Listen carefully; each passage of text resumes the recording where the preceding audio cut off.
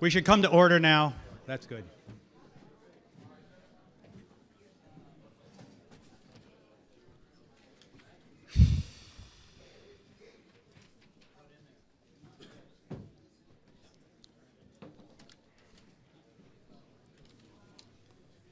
In recognition of the labor and sacrifice of those who created, defended, and refined the privilege of a democratic government under which we assemble this morning, please rise and pledge your allegiance to our flag.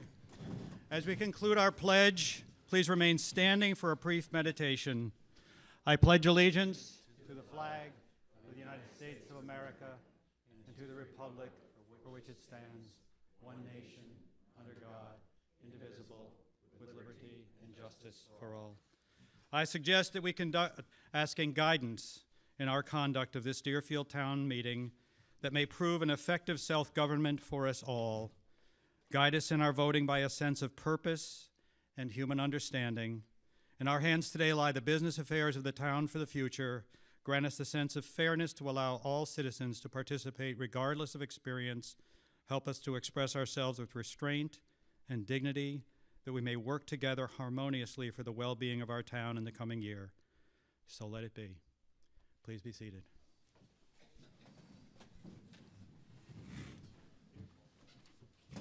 Welcome to the first session of the 2018 Deerfield Town Meeting. The town officials seated before you this morning are the selectmen, Steve Barry, Andy Robertson, Jeff Shute, Dick Pittman, and Fred McGarry, the assistant moderators, Eric Gross and Dan Holdridge, the town clerk, Kelly Roberts. The town on the floor, we have John Harrington, the town administrator, the supervisors of the checklist in the back, Harriet Cady and Gloria Riel. The ballot clerks this morning are Barbara Daly, Cynthia Tomlinson, Kathy Berglund, and Ann Cron. The police chief, Gary Duquette, is here, and our new maintenance man who's picked up so well, Ray Ellis, is here supporting us.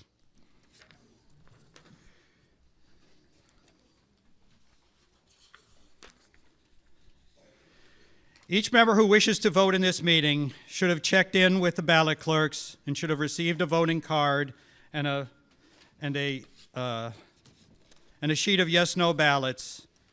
If you are a registered voter and have not checked in yet, please do so now. The rules of the meeting will be Robert's Rules of Order as modified by the moderator in accordance with the laws of the state of New Hampshire. Our meeting today is for the transaction of all business other than voting by official ballot. This first session shall consist of explanation, discussion, and debate of each warrant article.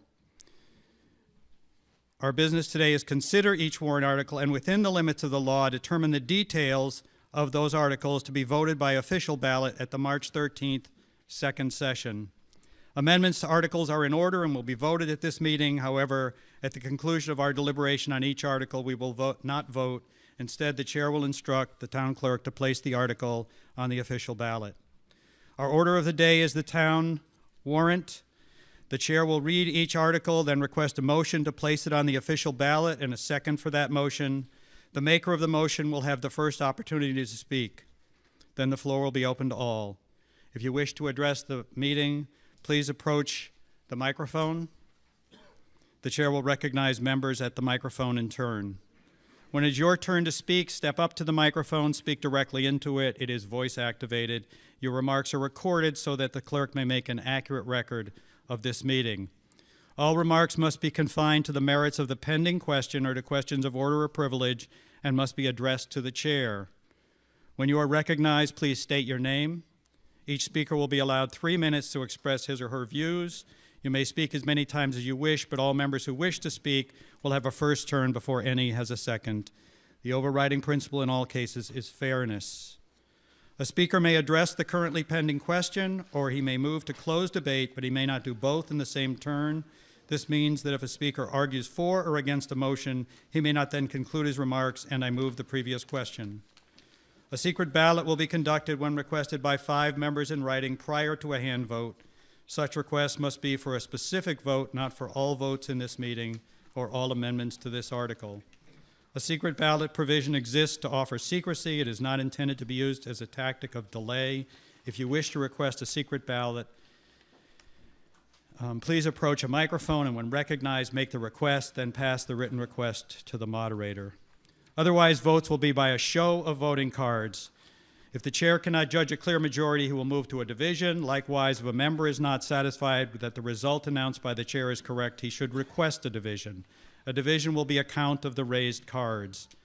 7 members who question any non-ballot vote immediately after it is announced may request a written ballot vote. If the margin of vote by division is narrow, the moderator may also move to a ballot vote. There's also a provision for recount of a written ballot vote. If it's close, we can go on to that. If there is something you wish to accomplish here, but you are uncertain how to proceed, please ask. You can do that at any time during the meeting at one of the microphones, or you can approach any of us during a recess. Similarly, if during the meeting something is not clear to you, please rise to a point of inquiry, then ask for an explanation. And finally, the role of the moderator is to fairly organize and regulate the meeting according to rules agreeable to the members. Rulings of the moderator are subject to appeal by any member. An appeal must be made immediately following the ruling. A second is required. The ruling and the appeal will be explained to the meeting, then the members will vote to either sustain or reverse the ruling. We now move on to the warrant.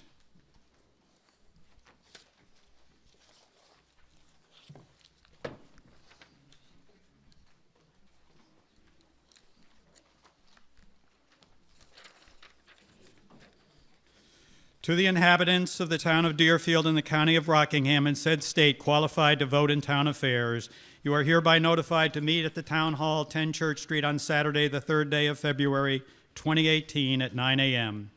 This session shall consist of explanation, discussion, and deliberation of the warrant articles numbered 1 through 10. The warrant articles may be amended subject to the following limitations. Warrant articles whose wording is prescribed by law shall not be amended. Warrant articles that are amended shall be placed on the official ballot for a final vote on the main motion as amended. Second session, the final ballot vote for warrant articles will take place at the Town Hall, 10 Church Street on Tuesday, March 13th, 2018. The polls will be open from 7 a.m. until 7 p.m. 1, to choose all necessary town officers for the year ensuing. 2, to see if the town will vote to adopt amendments to the existing town zoning ordinance as proposed by the Planning Board. And 3, to vote on the following warrant articles as amended, including the proposed budget as a result of the action of the first session. Article 1. Shall the town of Deerfield raise and appropriate as an operating budget, not including appropriations by special warrant articles and other appropriations voted separately, the amounts set forth on the budget proposed with the warrant or as amended by the vote of the first session for the purposes set forth therein, totaling $4,269,211.07.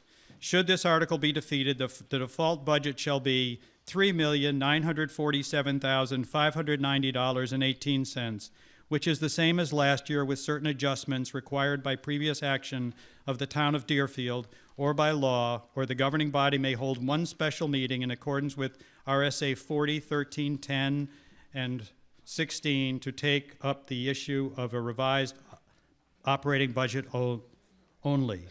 Do we have a motion to place Article 1 on the ballot? Mr. Moderator, I'd like to move the question. I'm sorry. I'd like to move the article. Move the article. Thank you. Sorry about that. Second. It's been moved and seconded to place Article 1 on the ballot as printed. The article is now open for discussion. Mr. Dill. Did you want to speak to this? No? All right. Mr. Moderator, Yes. at this time, Mr. Berry. I'd like to propose an amendment to the default budget. Whoa, wait a minute. We can't The amend default budget. we can't amend the default budget. We can't? No, I don't think we can amend the default budget. The default budget is defined by law, not by vote. So, Okay. Thank you, sir. good? Mr. Berglund. Eric Berglund, Nottingham Road. I'm interested in the legal expense line, which is $42,000. Okay, wait a minute. Now, which I'm paper looking are at you working with? The big one or the Page 2 of the little one, MS 737. Appropriations.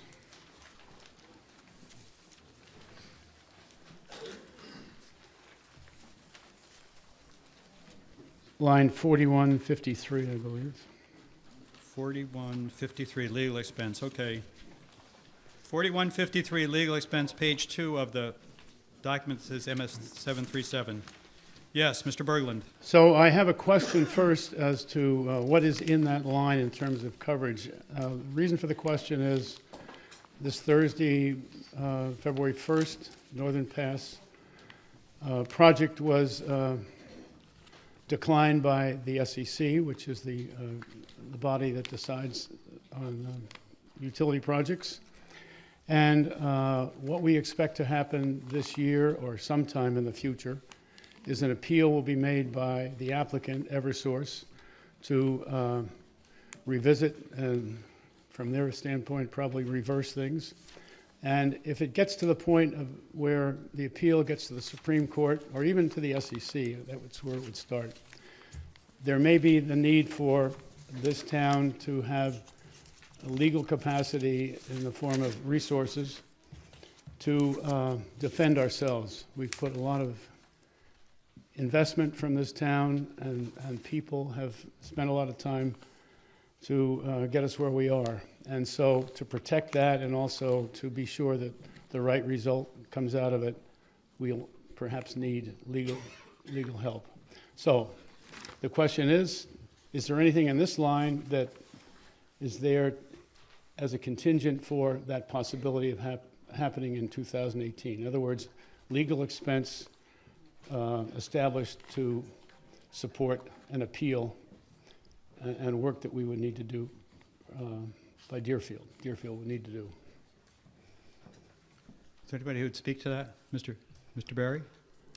Is that you? There is $12,000 put in there by the selectmen for the New Hampshire Northern Pass attorney, Mr. Whitley. We put that in based on his estimate of $8,000 to $12,000 prior to the decision that was made 2 days ago. We have contacted him, and the board has agreed to waive attorney-client privilege for this, and asked him if there was going to be any difference in the amount he had estimated based on the possibility of an appeal. At this time, he believes that the $8,000 to $12,000 number was good for him to write the post-trial brief to the SEC, to review the SEC's ultimate decision, and if authorized to do so, and if necessary, and to appeal to the New Hampshire Supreme Court. So he feels that the number that we've put in there is still viable considering the appeal. Well, my question then would be, what if it isn't?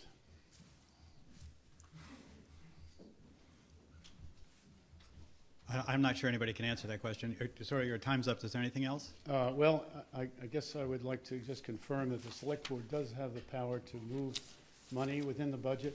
And so that would be an opportunity, I think, or a possibility to cover additional expense if it's necessary. Is that correct? Anybody want to say anything? Mr. Robertson? The select board does indeed have the ability to move money between the lines as dictated by the needs of the town. That said, that depends much on how much snow we have to plow and various other expenses. So as long as there's money available, the board does indeed have the ability to move it where it deems most necessary. But again, that is predicated on what's available. Thank you. Yes. Andrea Hoteling, Lakeview Lane. I move reductions in 2 lines in the fire and rescue budget. All right, let's take those one at a time. Okay. First of all, Give us a page. page 37 on the detail, All right. line number, Whoa. Let's get to the page first. It's a lot of pages. yeah, All right, I'm good. 37. you're on 37, okay. Yep. Line. Line number 014220004.110. It's labeled full-time salaries, I believe. Okay, that's the top line on that page. That's page 30. 37, Seven. the top line on 37, which now says 80,000. I would like to decrease that line by $60,000 to bring it down to 20,000.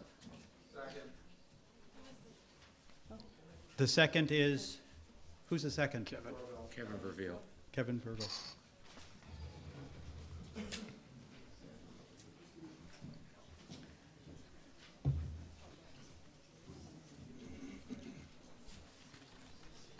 Okay, it has been moved and seconded to amend Article 1 by reducing the fire department full-time employee by $60,000. The amendment is now open for discussion. Ms. Hodling.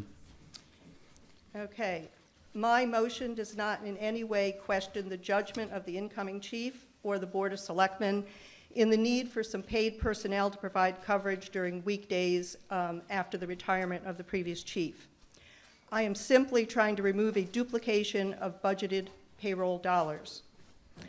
The original budget worksheet presented to the Municipal Budget Committee included 2 full-time paid positions, this 80,000, requested by the incoming chief. The detail support for the budget actually indicated it needed $74,880, which had been rounded up to the 80,000. Later, perhaps 2 weeks later, the Board of Selectmen amended that proposal. I think realizing they could not hire full-time paid personnel because there was no line in the previous budget, and therefore they would not be able to do that hiring until after the budget passed at our 3/13/18 vote.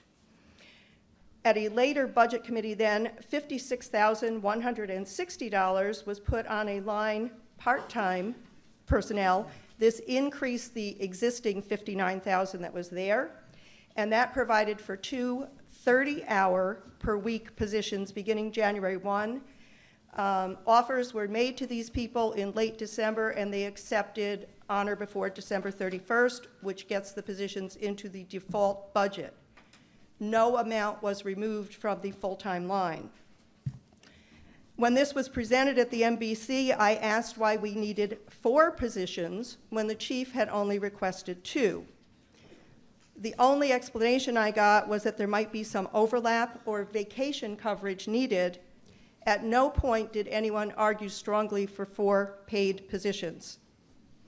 As you just heard, the Board of Selectmen has the right under New Hampshire law to move appropriations from one line to another. My proposal would leave a total of $76,160 between the 2 part-time positions and the $20,000 remaining on the full-time line. This dollar amount would be available for either part-time or full-time personnel if they choose to go that route later in the year. So, if you vote in support of this motion, you are voting to fund 2 paid fire and rescue positions, either part-time or full-time.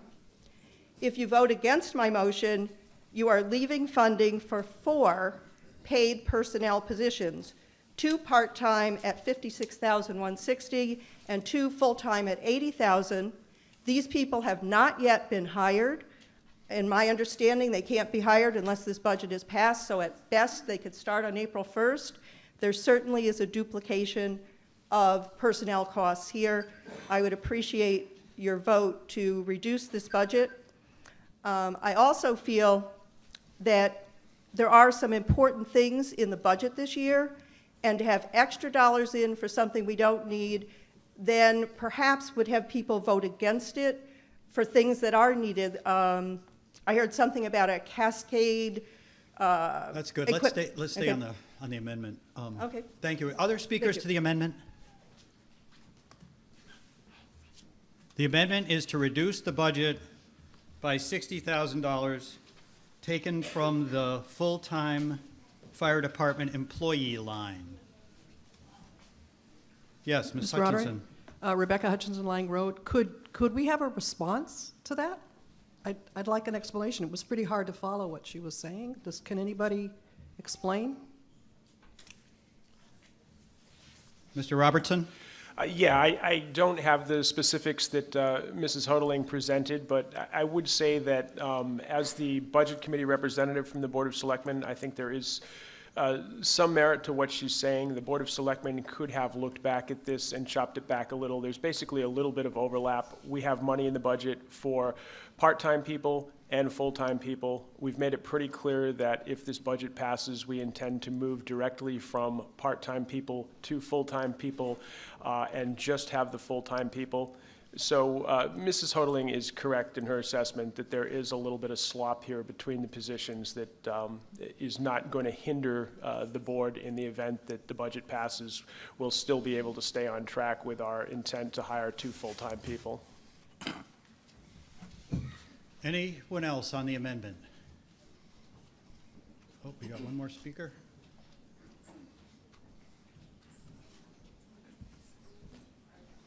Maureen Quinn, Nottingham Road. Just a point of clarification. If we reduce the full-time line to 20, does that prevent using the part-time line item for full-time positions? Mr. Robertson? It does not. The Board of Selectmen has the ability to move those funds between lines as long as the lines are present in the budget. Okay, thank you. Further discussion or questions on the amendment? Are you ready for the question? The question is on the vote to reduce the fire department full-time employee line from $80,000 to $20,000, reducing the bottom line of the budget by $60,000. As many as are in favor of this amendment, please signify by raising your voting cards and keeping them raised.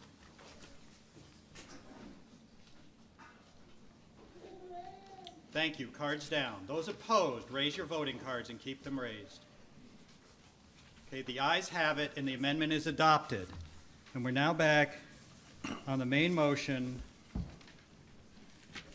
in the amount of $4,209,211.07.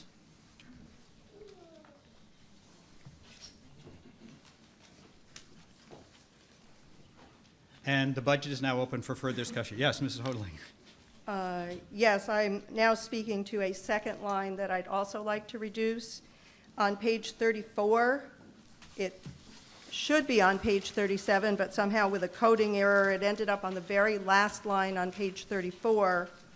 It's line 01422004.230, and it's labeled retirement. Page 34, very last line.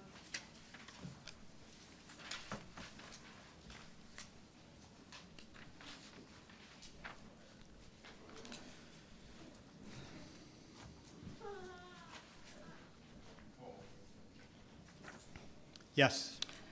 I would propose, or I move, to decrease that retirement line by $12,000, bringing it down to $12,012. Kevin Verba. Just a minute now. We good?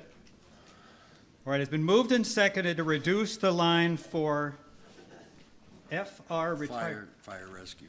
Fire and Oh, rescue. fire rescue, thank you. Fire rescue retirement from $24,012 to $12,012, reducing it by $12,000. The amendment is now open for discussion. Ms. Hodling.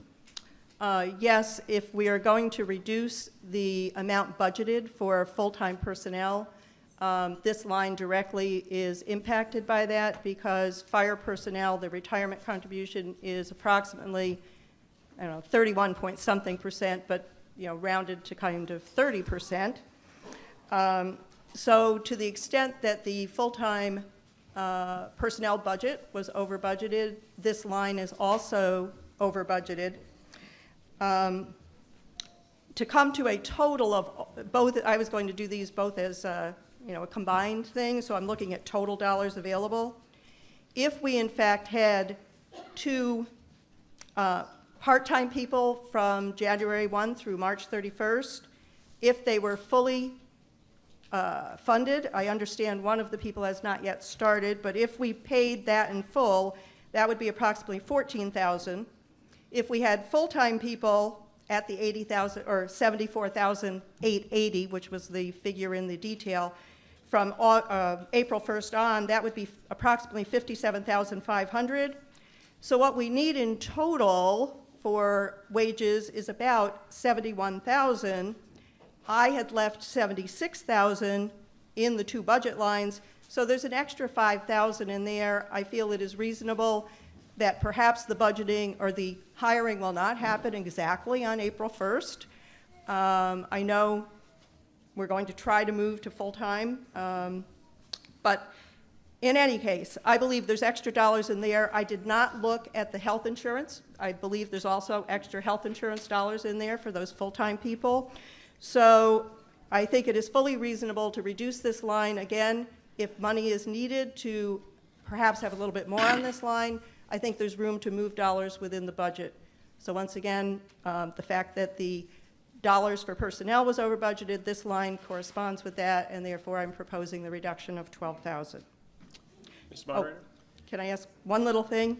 I went to the fire hearing on Sunday, and one of the things I heard from former volunteer fire people is that they didn't necessarily disagree with the idea of having paid personnel, but they were a little disappointed about how the process had worked and that none of them were asked about their availability. Some of them, I think, intend to come back onto the fire staff, and therefore... Let's leave that. Let's get the amendment dealt with, Okay. and then you can have another Well, this turn. amendment, again, dollar-wise, is dependent on, full-time people perhaps being deferred a little bit. Thank you. Mr. Moderator? Mr. Robertson. Yeah, I would note that while I supported Mrs. Hodeling's first bite at the apple, I can't support the second. She's right, there was a little slop between part-time and full-time, but we budgeted for retirement for the full-time employees, as we would be required to by law if we hired them. We did not budget for retirement for the part-time employees because the part-time employees would receive no benefits and we wouldn't pay their retirement. She's right, there's a little bit of flux here, but I think we need a little bit of cushion here. We're not certain of the hiring process, but we didn't budget any retirement funding on the part-time side that could make up for what we cut out of the full-time side. So I would urge people to stick with the budget as we've proposed it with regard to this particular cut. Let's see if anybody else wants to turn first, and then you can have another. Anyone else who would like to speak to the amendment? Ms. Hodeling, it's yours. Okay, I'd like to just respond to that. The 24,000 in particular addresses exactly the $80,000 that was budgeted for an entire year. So if we know that we don't have these full-time people right now, there is certainly extra dollars in there. It's not a little bit, it's considerable extra dollars, I think, and therefore it should be adjusted down to reflect the possible amount. And so even if we take full-time for 3/4 of a year, being approximately 57,500, we certainly do not need 24,000. If you want to vote this item down, I would come back with a more specific amount that is more appropriate if people feel that's needed. But I stand with my first motion. I would take 12,000 out of this line. Mr. Verville. Thank you, Mr. Moderator. Not being an expert in salary and benefits, it certainly does seem to stand to reason that if we've cut a salary line item because of an inability to hire people until the budget is passed so that we know that those lines exist, it stands to follow that the benefits package would also be reduced by the same percentage. You're not going to pay retirement for 4 months that persons did not work for the town.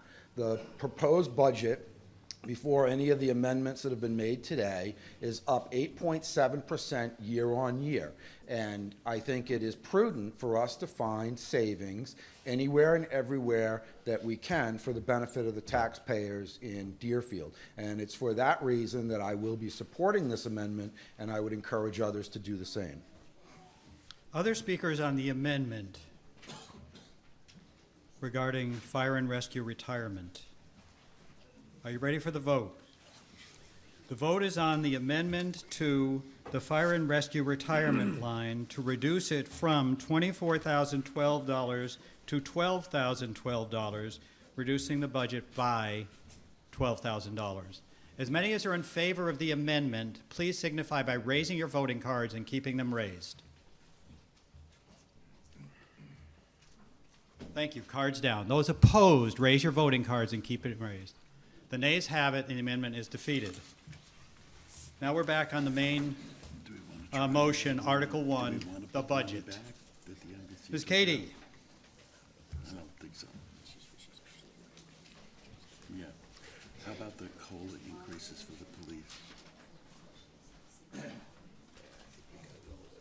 Okay, just want to know what.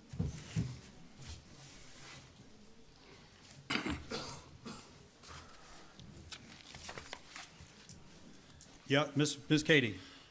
The motion I have made is to reduce the $421,000 bottom line in the fire department budget to $100,000.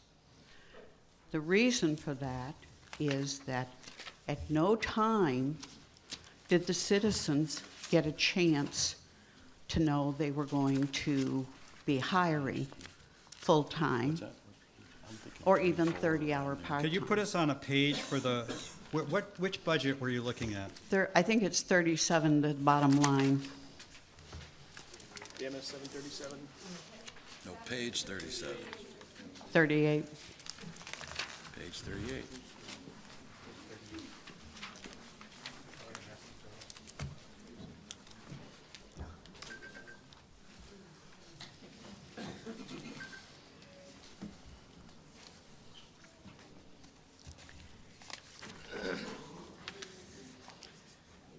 Something We just, happened. now, page 38.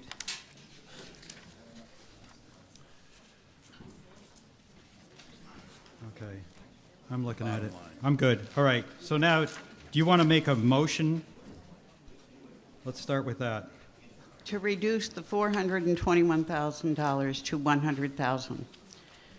All right, do we have a second for that motion?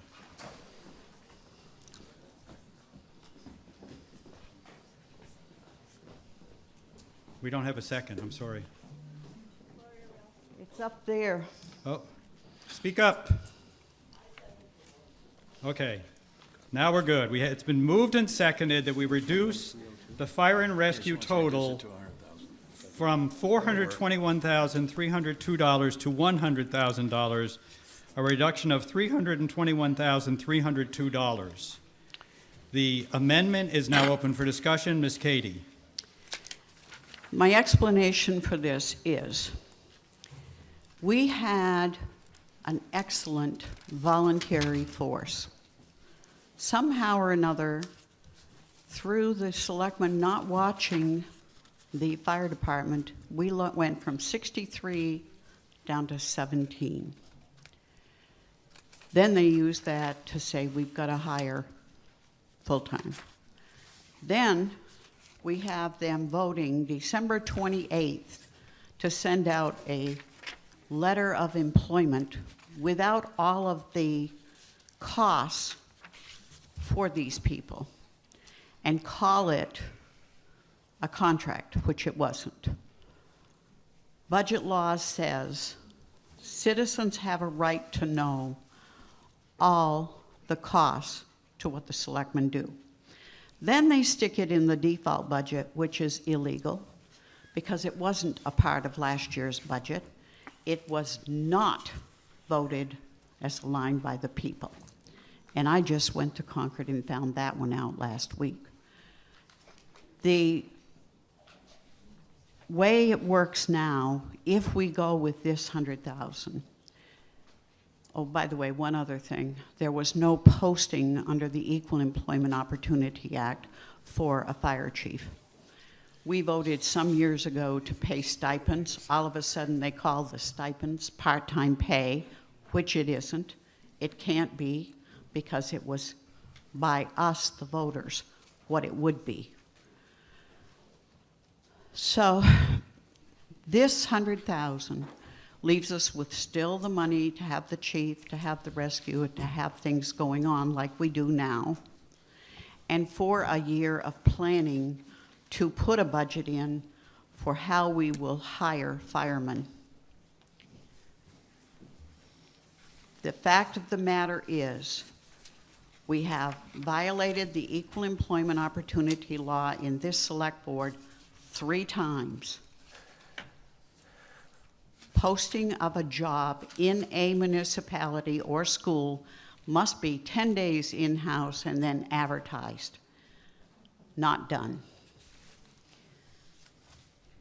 My consideration is to not rush into what they have done with this, and December 28th, 3 whole days, and not even correctly done. Giving us this next year to set up hiring fire department personnel and putting together a budget for the town of Deerfield. That is why I want this budget reduced to be what we had. I also would say to that, many volunteers would come back, but they don't want to come back with the selectmen's proviso that they must go through all of the application process and training that they have already done. Thank you. Thank you. Mr. Verville. Mr. I'd like to respond to that, too. Mr. Chairman, I'd like to make an amendment to the motion on the floor. What would your amendment be?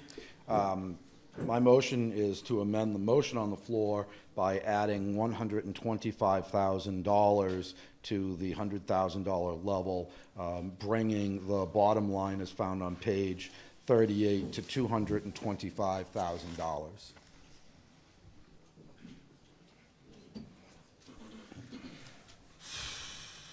You want to I want to amend the motion on the floor. make it be 235, you said? 225, $225,000 even.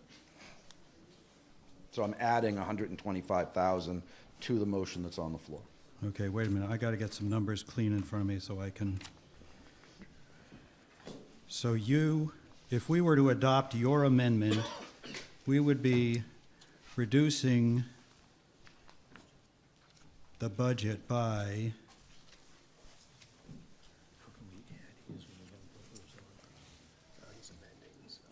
$196,302, is that right?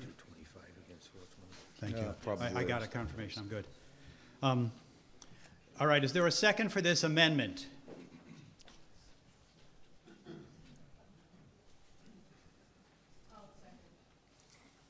Ms. Hodling. All right, it's been moved and seconded to amend the amendment to the amount of $196,302 instead of $321,302 reduction. And now the amendment to the amendment is open for discussion. Mr. Moderator. Mr. Verville. The bottom line of the budget that we have before us represents an 8.7% increase year on year. It's my opinion that the odds of a budget increase of that amount being passed at the ballot box is Oh, wait, can you infinitesimally stop small. for a second? I made a mistake. We got to go back here. We already modified this budget. The money we took out came out of this bottom line, right? Right. Correct. We got to go back to this. We already took $60,000 out. Of the total. Right. So we were already down to 341,302. Now, I understand you want to make that be 225,000. I want the bottom line of fire and rescue on page 38 to be $225,000 in place of the $421,302. So that is a reduction of $116,302, right? We good? Anybody? Anybody doing this? Somebody give me some cover.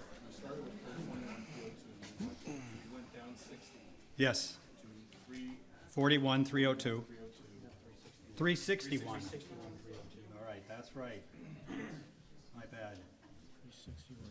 Slow and steady wins the race. So it's 13, $136,302 that we would be cutting.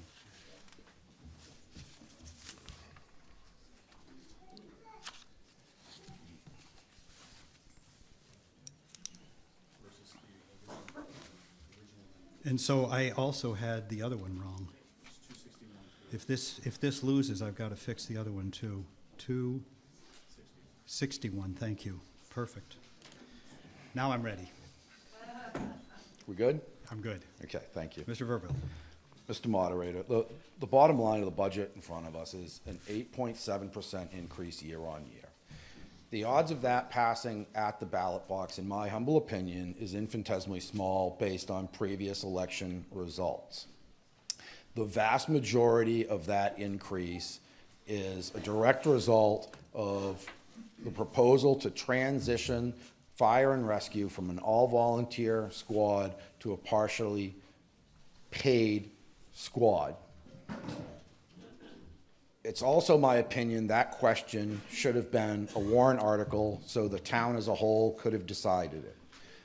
Unfortunately, we're past the point in time when we could add that question to the warrant, so it cannot be added for this year's ballot.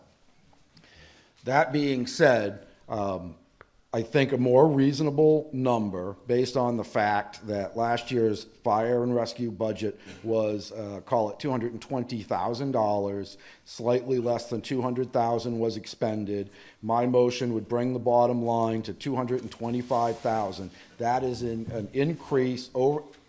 That is an increase over the actual expended amount of more than 12.5% in fire and rescue. This certainly supports the men and women that work for, volunteer for fire and rescue, and would bring the bottom line budget very close to sort of historical norms and have a good chance at the ballot box. If this fire and rescue budget is not reduced, then all the other good work that's in this budget is likely to not occur because it's my opinion we will end up with a default budget. And for that reason, I would ask people to support the amendment to the motion on the floor so that we can continue this discussion. Thank you, Mr. Moderator. Mr. Moderator? Mr. Robertson. Yeah, a couple of things the last two speakers have brought up that I'd like to comment on. First, with regard to legality of the proposals in this budget, the proposals made by the Board of Selectmen, the hiring that has been done in completely legal fashion. We consulted with town's legal counsel. We also consented with town legal counsel's employment specialty lawyer. There is nothing that does not pass the test of legality for the advertising of these positions, the hiring of these positions, the budgeting that we've done, and I just want to make that clear. The second thing that I would say, and I'm speaking as an individual selectman, but I think this is the mindset of the board, irregardless of year-on-year increases, budgeting specifics, that sort of thing, the primary motivation for the Board of Selectmen in doing what they've done with regard to fire and rescue personnel is the safety of this community. We want and absolutely think it's imperative that when somebody in this community calls for fire assistance or rescue assistance, that there is somebody on the other end of the phone in Deerfield that can assist them, get in a vehicle, be there. We have some concerns. The concerns we have with regard to numbers are not unique to Deerfield. Very many communities in New Hampshire and indeed across the country are experiencing a dearth of volunteers. Not because the spirit of volunteerism is dead and gone, but because people have jobs, people have different strains on their time, and being a fire or rescue volunteer is no longer simply saying you'll run down to the station and get in the truck. It requires hours and hours of training. It involves a real commitment. And again, not to wax long here, but the primary motivation behind the Board of Selectmen making these changes, and they're changes that have been discussed for much longer than the last few weeks, is community safety and making sure that we have rescue and fire personnel that can respond to your needs when you call. Thank you, sir. Steve, did you want to talk? No. Yes. Bernie Ms. Cameron. Cameron, Mountain View Road. So Andy, I appreciate you addressing why it is that there's the move to partial full-time. But I think it would also be helpful to hear from someone from Fire and Rescue to address what they see as improvements that will be made in the safety of the town by making these changes. I think that would be helpful. I would defer to Matt if you could. Yeah.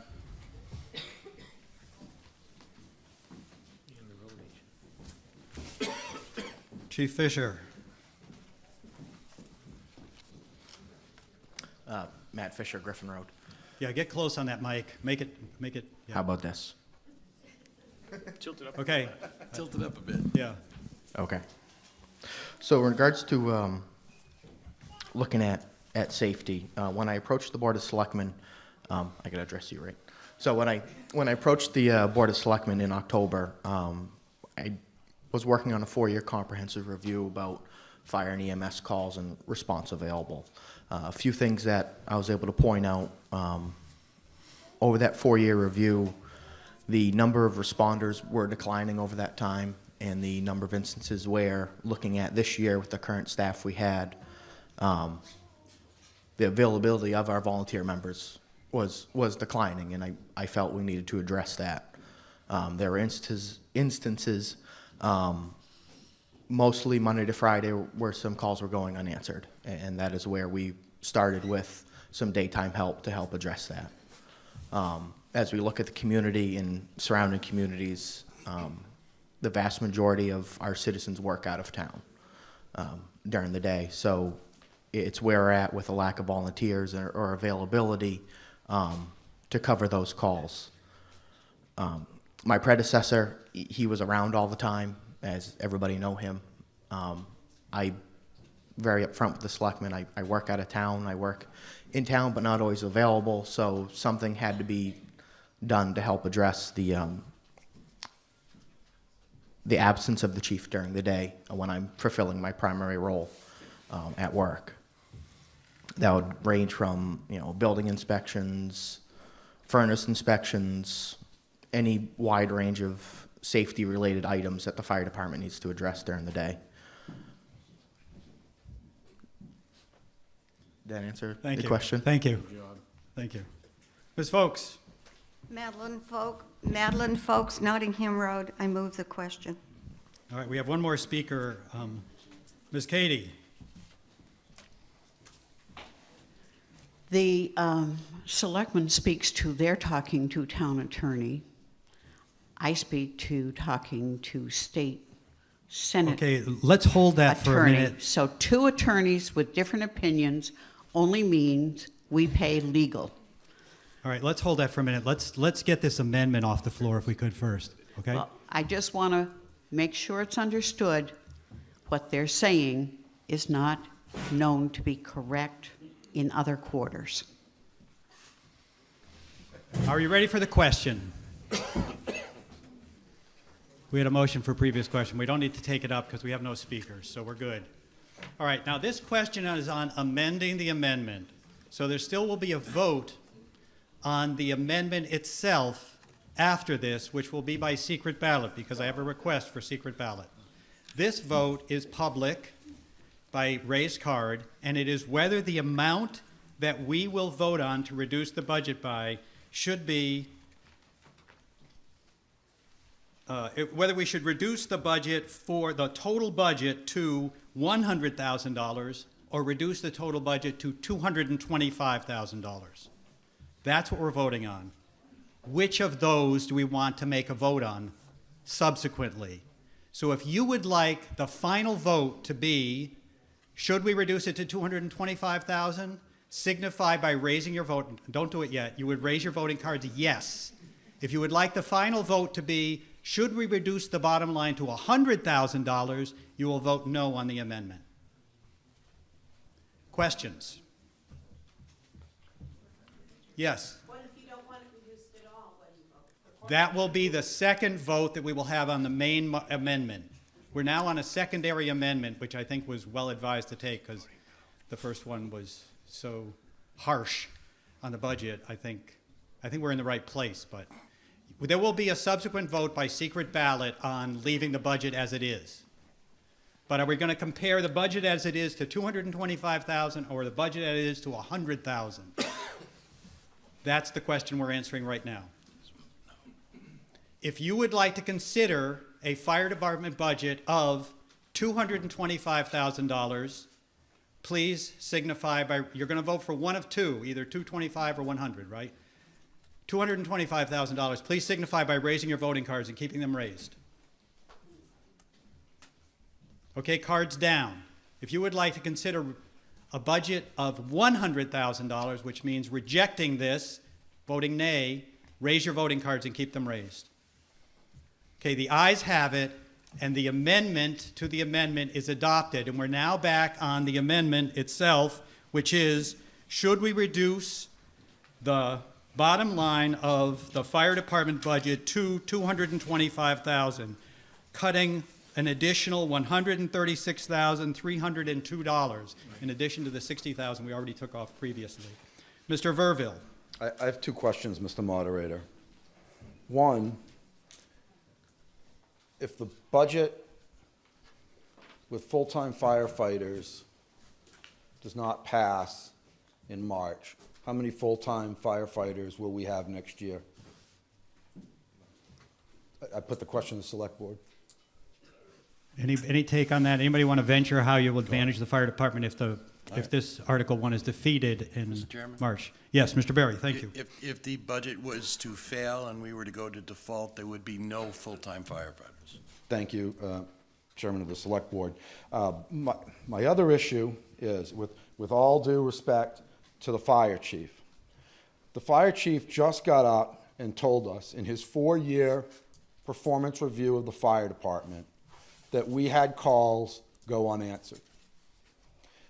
That is the first time that I have ever heard that. And in fact, we had testimony from the previous fire chief that never had a fire call in Deerfield gone unanswered in Deerfield.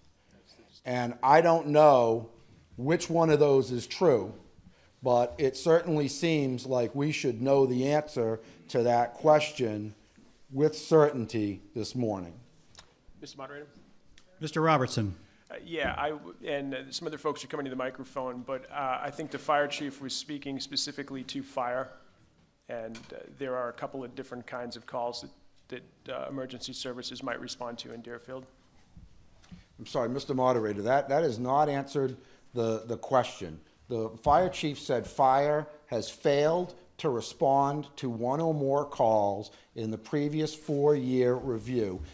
This is not rescue. Fire and rescue were separate. Has fire failed to respond to a call in the last 4 years in Deerfield? I'll defer to the fire chief if necessary, but my understanding is the fire department has not failed to respond. And if I need to be corrected, either John or the chief can correct me. But. Mr. Moderator, I would like the answer from the chief if it's possible, please. Thank you, Mr. Fisher.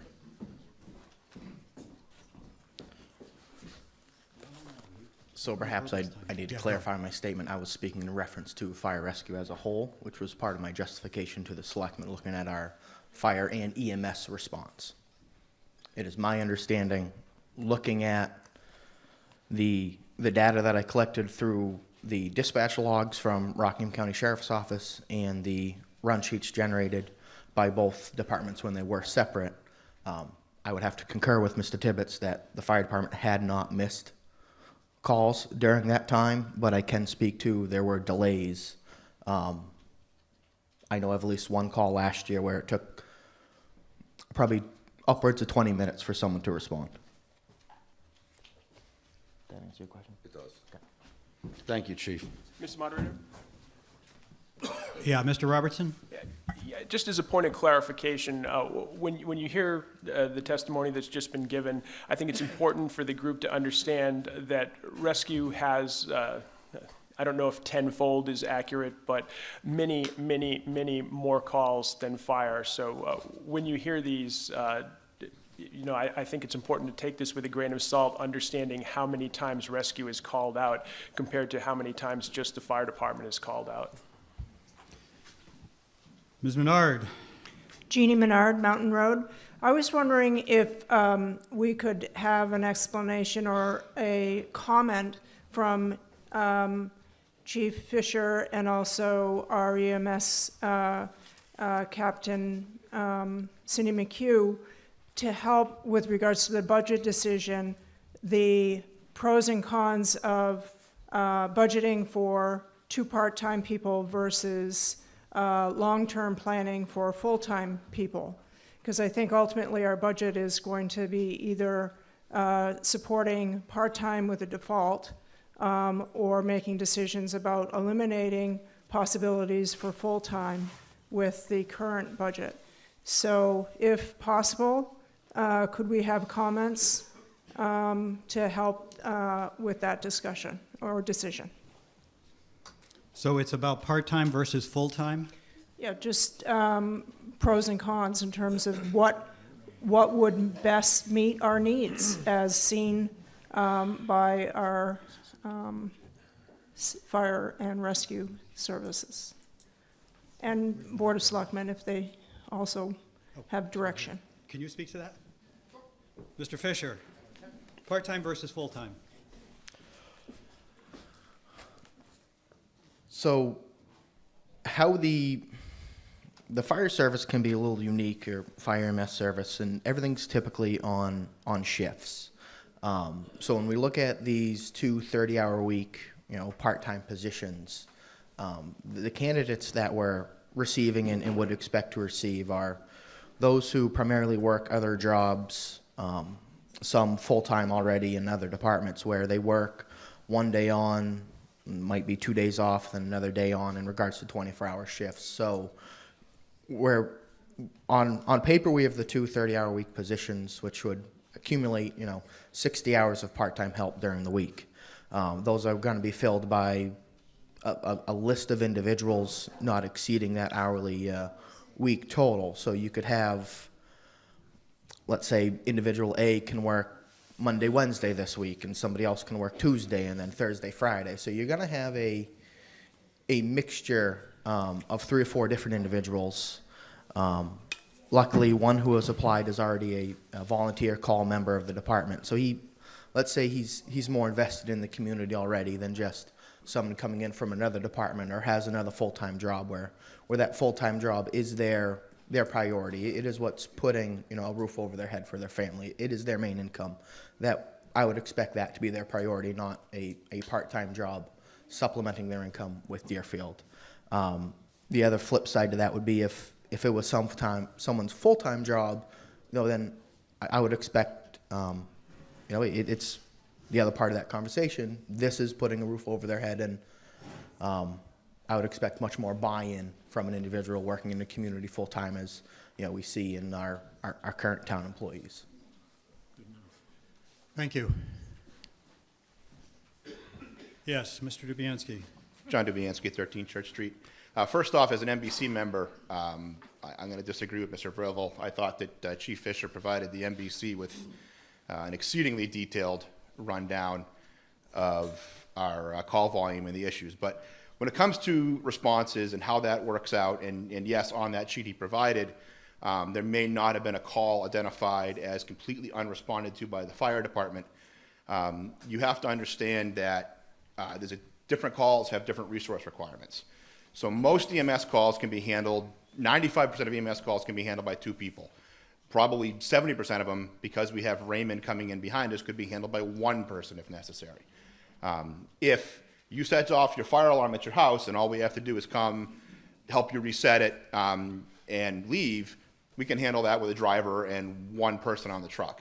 If your house is on fire, we need a dozen or more on that first response. So having 1 person responding to a fire call is a liability, because when we get that fire alarm call, when we get that unknown call, unknown medical, smell of smoke, we don't know if we're coming to your house to push the reset button on your fire alarm, or if we're going to be laying a line into your driveway and making an interior attack. We don't know that until we get there. So having personnel sitting at our station or supplementing our volunteers to boost those responses is a good thing. I'm not going to take a stand on full-time, part-time members, what budget it should be in. But the thing to understand is when you look at the breakdown that Chief Fisher provided, is that a 1 or 2 person response by EMS is sufficient. A 1 or 2 person by the fire department response should not be a standard that we accept. Because when they roll up and there's fire blowing out of the second floor window and mom and dad says that the kid is missing, those 2 people, it's not going to have a good outcome. So we, even though maybe on that paperwork he provided, there wasn't scary looking numbers by numbers on the fire side, it still is an issue. We need to have the people to do the job. Relying on incoming town mutual aid when seconds count is just not a good practice. So just for what it's worth, I think that this is a discussion that needs to be had, and it's definitely multidimensional. Mr. Langlois. Zach Langlois, 109 South Road. I'm a member of the Budget Committee as well as on the school board. Mr. Fisher did present to us a lot of data during the Budget Committee meetings, supporting the need, in my opinion, for us to have some fire staffing. We do rely heavily on mutual aid right now. That is us cashing in on an insurance policy every time there's an incident. The times that we are looking for coverage, or that Mr. Fisher is requesting coverage, is also the time of day when we have 515 students as well as about 100 staff members inside the school building. God forbid we need help there, relying, and primarily for medical, but waiting for medical to possibly have to come from out of town is a scary circumstance for me. I think it's time for the town to consider having some fire and rescue staff full-time. It's an important time. The town is growing, and this is something that needs to happen. The current motion on the floor effectively eliminates the flexibility or starts to drastically affect the ability of the select board to do that. It affects the ability of the town to provide coverage to the citizens, and we need to consider that when voting on the next motion. Yes, Ms. Steele. Suzanne Steele, Harvey Road. I think that might have just answered my question. The reduction, that's the amendment on the floor. What is that reduction for specifically? I just didn't know if it was just for full and part-time, or were there other things that Mr. Verval is looking to cut? Thank you. My name was mentioned, so do I have This the privilege puts to answer? this puts us back in at the budget parallel to what we had in the past. So what would this mean? Mr. Moderator, my name I'm sorry, was mentioned. Mr. Verval. Yeah, no, Point I of will order. recognize you Okay. in turn. The question is really to the selectmen, because you guys are the ones who have to deal with the budget. Mr. Robertson, thank you. When I haven't done any in-depth study of this, but looking at the fact that the motion seeks to return us to where we were last year, my take from this is that the motion is to disable the ability for the select board to have part-time or full-time fire or rescue personnel. You already spoke to this, so wait My your name was turn. mentioned. A point of privilege. Don't you get to respond to a question that's posed directly to the person's name is mentioned? No? You will not have a choice about how the budget's spent, but you can speak next. Just let Mr. Bover speak ahead of you. Okay, thanks. Yes, Mr. Bover. This may be to the broader point here. I have 2 observations. One, we have more houses in Deerfield now than we did 4 years ago. And as I understand it, that trend will continue. We need more fire protection. We need good fire protection. Arguably, we need better fire protection. Second, the motions, the first one, and then Mr. Vervil's, are broad brush strokes to reduce the budget. There was no specific identification of lines that would bring down the $100 and some odd thousand dollars reduction over the first 100,000. I see it as a broad brush. I don't think that's a good way to handle our budgets. This is what this meeting is all about. I do not support these cuts because I believe, as I said, we have more need. We need good, probably better need. This addresses it. To reduce it by broad brush seems to me to be irresponsible. Thank you. Yeah. Ms. Katie. Aren't you going to take Mr. Verval first? Well, he already spoke to this. He will have a turn, but you haven't spoken to, wait a minute, maybe I'm wrong.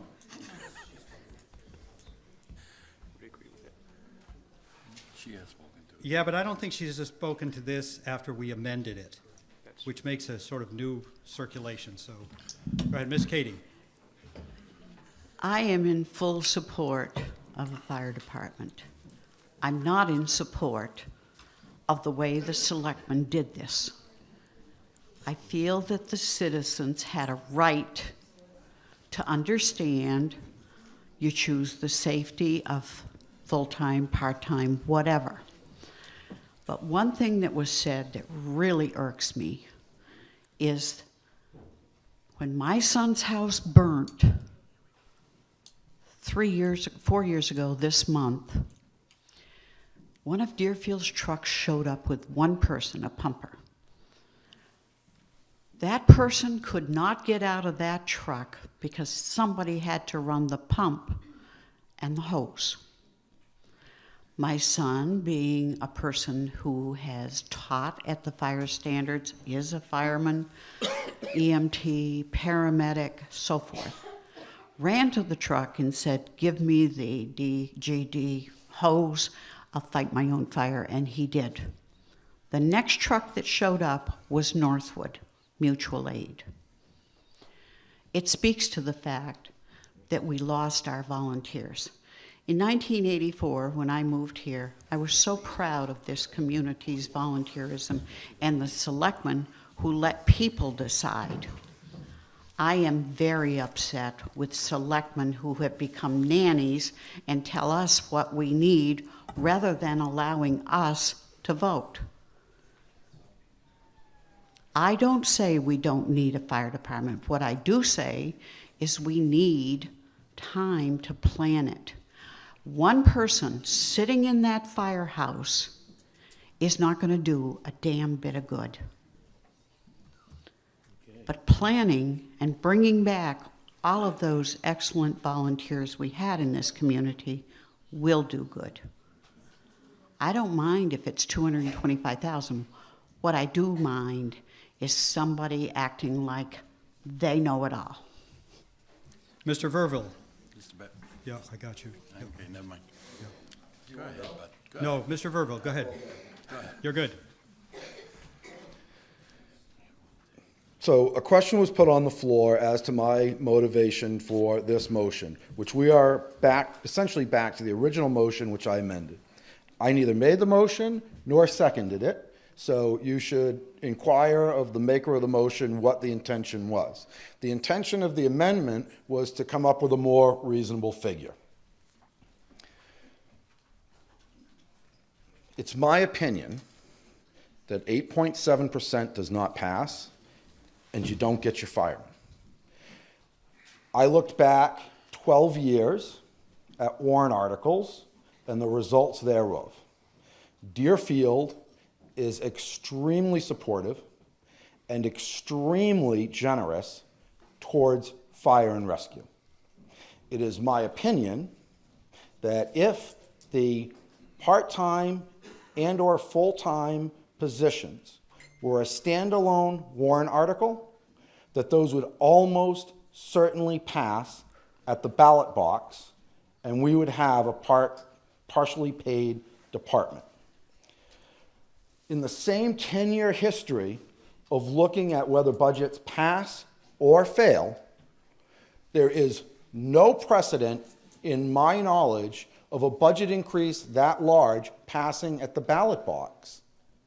So while I agree it is unfortunate to delay the decision by a year, because I think you're right. I think the result of this motion, if it passes, is to go back to a full volunteer fire department. And I would proffer it would be more prudent and have a higher chance of success to make this question a standalone question for the entire town to decide. And so the amendment was to get a reasonable number. I am going to support this motion at the more reasonable number because I don't think 8.7 stands a chance. And I may be wrong. Maybe we'll find out in March. Thank you, Thank you. Mr. Mr. Berry. The selectmen have decided that a safety issue may exist and have taken action to put a stopgap, if anything, into the process to supplement the existing volunteers. This amendment is a question to either validate the opinion of the Board of Selectmen or go back to the way we were previously. I personally believe that the supplement is necessary, and that's why I voted to do it the way we did it. This vote can be a validation or not. We need to help the fire department meet the needs of the community, and I urge you to defeat this amendment.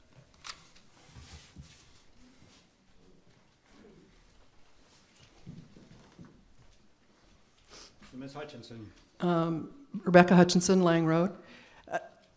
I just want to say one thing that strikes me is this is such a beautiful example of the sorry state we're in that we have lost traditional town meeting, because we are having a very important discussion here that I wish more of the community could hear. I think if this were traditional town meeting where we were voting now after this discussion, this might go differently. I am going to, I urge folks to support the original number. I agree with Mr. Verville that it's a risk. I think he's right, that it's a real risk to have that kind of increase. And I am really sorry that more people aren't hearing this. But I do think it's valid that this year we're in a transition with the fire and rescue. We have a new chief. There's been a lot to deal with over the past couple of years, and I would like to give him and the board the support that I think they need. But it behooves all of us who are here today, who are hearing the reasons, to go out there and talk to the people who aren't here. Because I think Kevin's right. It's a real risk what we're doing. And we do risk losing the whole thing. But I'm going to give it a shot. I like to think that people will be thoughtful. We have been supportive of the fire and the rescue in the past, and I hope we will continue.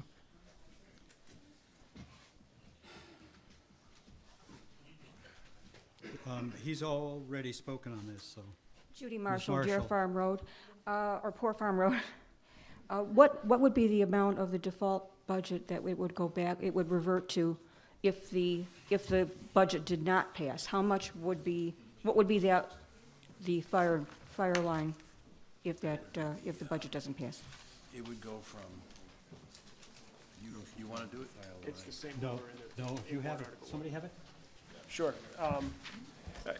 The default budget doesn't change from the stated amount in warrant Article 1, and that would be $3,947,590.18.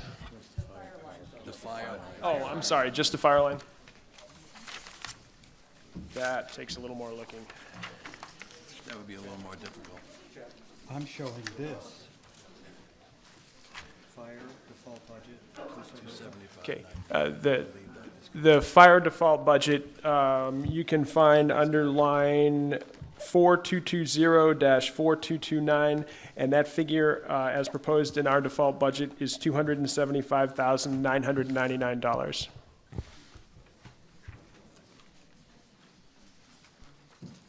Mr. Langlois. Zach Langlois, 109 South Road. One other comment I just want to make is when we're looking at possibly a discussion has been made, or comments have been made to take the addition of a partially paid fire department and making it a warrant article. In doing so, we're extending that time period for this to occur out a number of years. And if it is placed on a warrant article and that warrant article is defeated, it cannot happen. And that is something that could potentially put us out 3 or 4 years before we could have the services and the coverage that we need. I think the Board of Selectmen did act correctly. It's a life safety issue. And in addressing life safety issues, it needs to be done prudently and properly, and I think they have acted properly, and I think we should support the actions of the Board of Selectmen. She's coming. Yeah, Ms. Katie.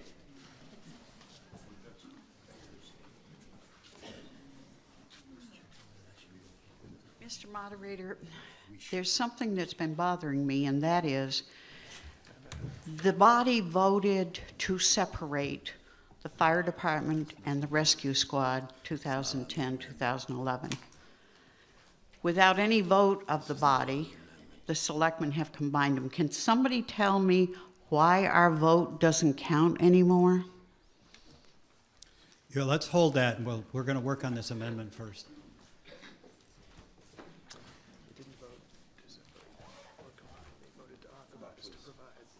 Let's not have, yeah, go ahead, Ms. Marshall? Do you wanna- Judy Marshall, Poor Farm Road. If the default budget is $275,999, and if the town budget in its entirety doesn't pass, then we would still have more in the fire line under the default budget than we would under Mr. Vervil's proposed bottom line, $225,000. Is that correct, or is my thinking off? Yes. Thank you. Yes, that's right. Mr. Moderator. Mr. Vervil. I apologize, it didn't occur to me earlier. So we've budgeted for and hired at least one part-timer in 2017. So regardless, we will have a line open and some monies available, maybe not all the select board had hoped for, to continue part-time paid firemen regardless. So this question really does, because there's a line in the default budget for the paid part-time firemen. So default or proposed, you will definitely have the possibility for part-time firemen. Really, the question on the floor this morning is really only going to whether or not we're going to go with full-time firemen. So we will have our increased coverage. The increased coverage that we put in place in 2017 on an ongoing basis will almost certainly continue forward. So it's only the full-time, the creation of full-time positions that we're discussing this morning. We can argue whether or not the part-time line is big enough in the motion that's currently on the floor. And we can talk about, whether it's a good idea to do a back of the budget cut, a bottom line cut instead of going to a specific line. But in all reality, the number that gets passed at the ballot box is a bottom line. The select board has the ability to move money into any line that was in the budget in 2017 going forward into 2018. And so no matter what, you're still going to have your additional coverage of paid part-time firefighters. My apologies. Thank you. For further discussion on the amendment. Are you ready for the vote? Yes. The vote is on an amendment to the fire department bottom line, which would, where's my notes? Which would reduce it by $136,302 to $225,000. Right. We are going to do this by secret ballot. We are going to use ballot A. If you give us a ballot that's not A, it won't count. Use A. We always get a few wrong ballots. Let's have none. It's the top one, A.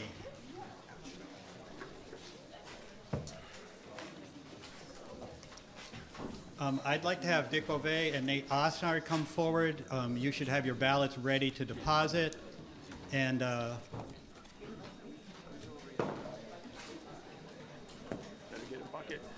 maybe Kathy Berglund and Cindy, you could come also. Mr. Moderator. Mr. Berglund. I'd appreciate your stating what for and against. I will do that. I will do Okay. that. Don't mark your ballots yet. We're getting ready. I want stuff in place here. Reading our minds.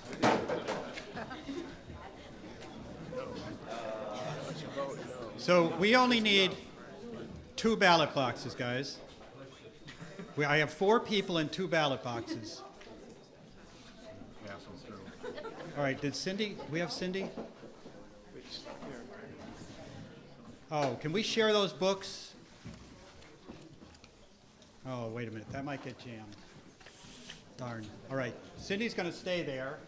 And Eric, could you do the other side, please? So could you come So what you're going to do is you're going to walk down and you're going to see on either end of the row, the box is going to pass down the row. You should see the ballot, one ballot being inserted. You should see a voting card from each person as they insert their ballot. You pass it along.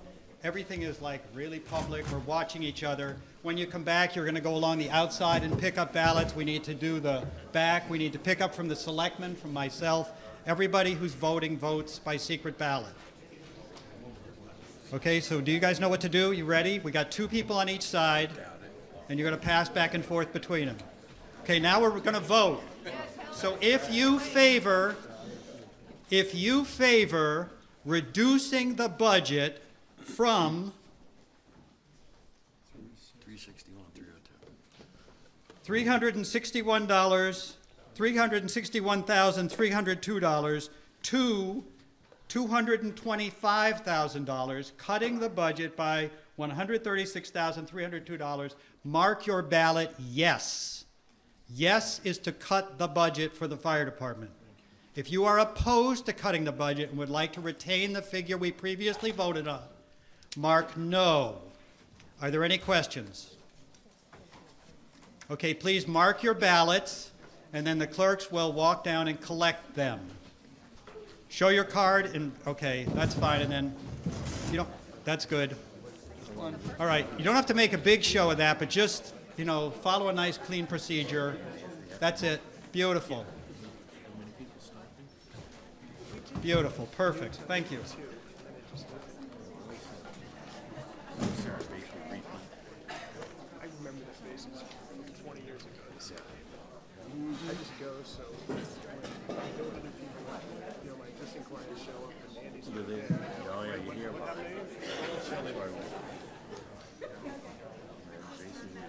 So we're not waiting for the tally before we move on, is that correct? Mr. Moderator?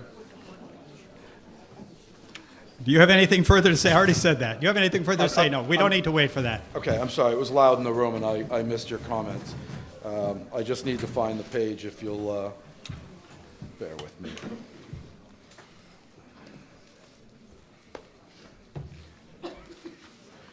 I had it marked, but I didn't dog-ear it.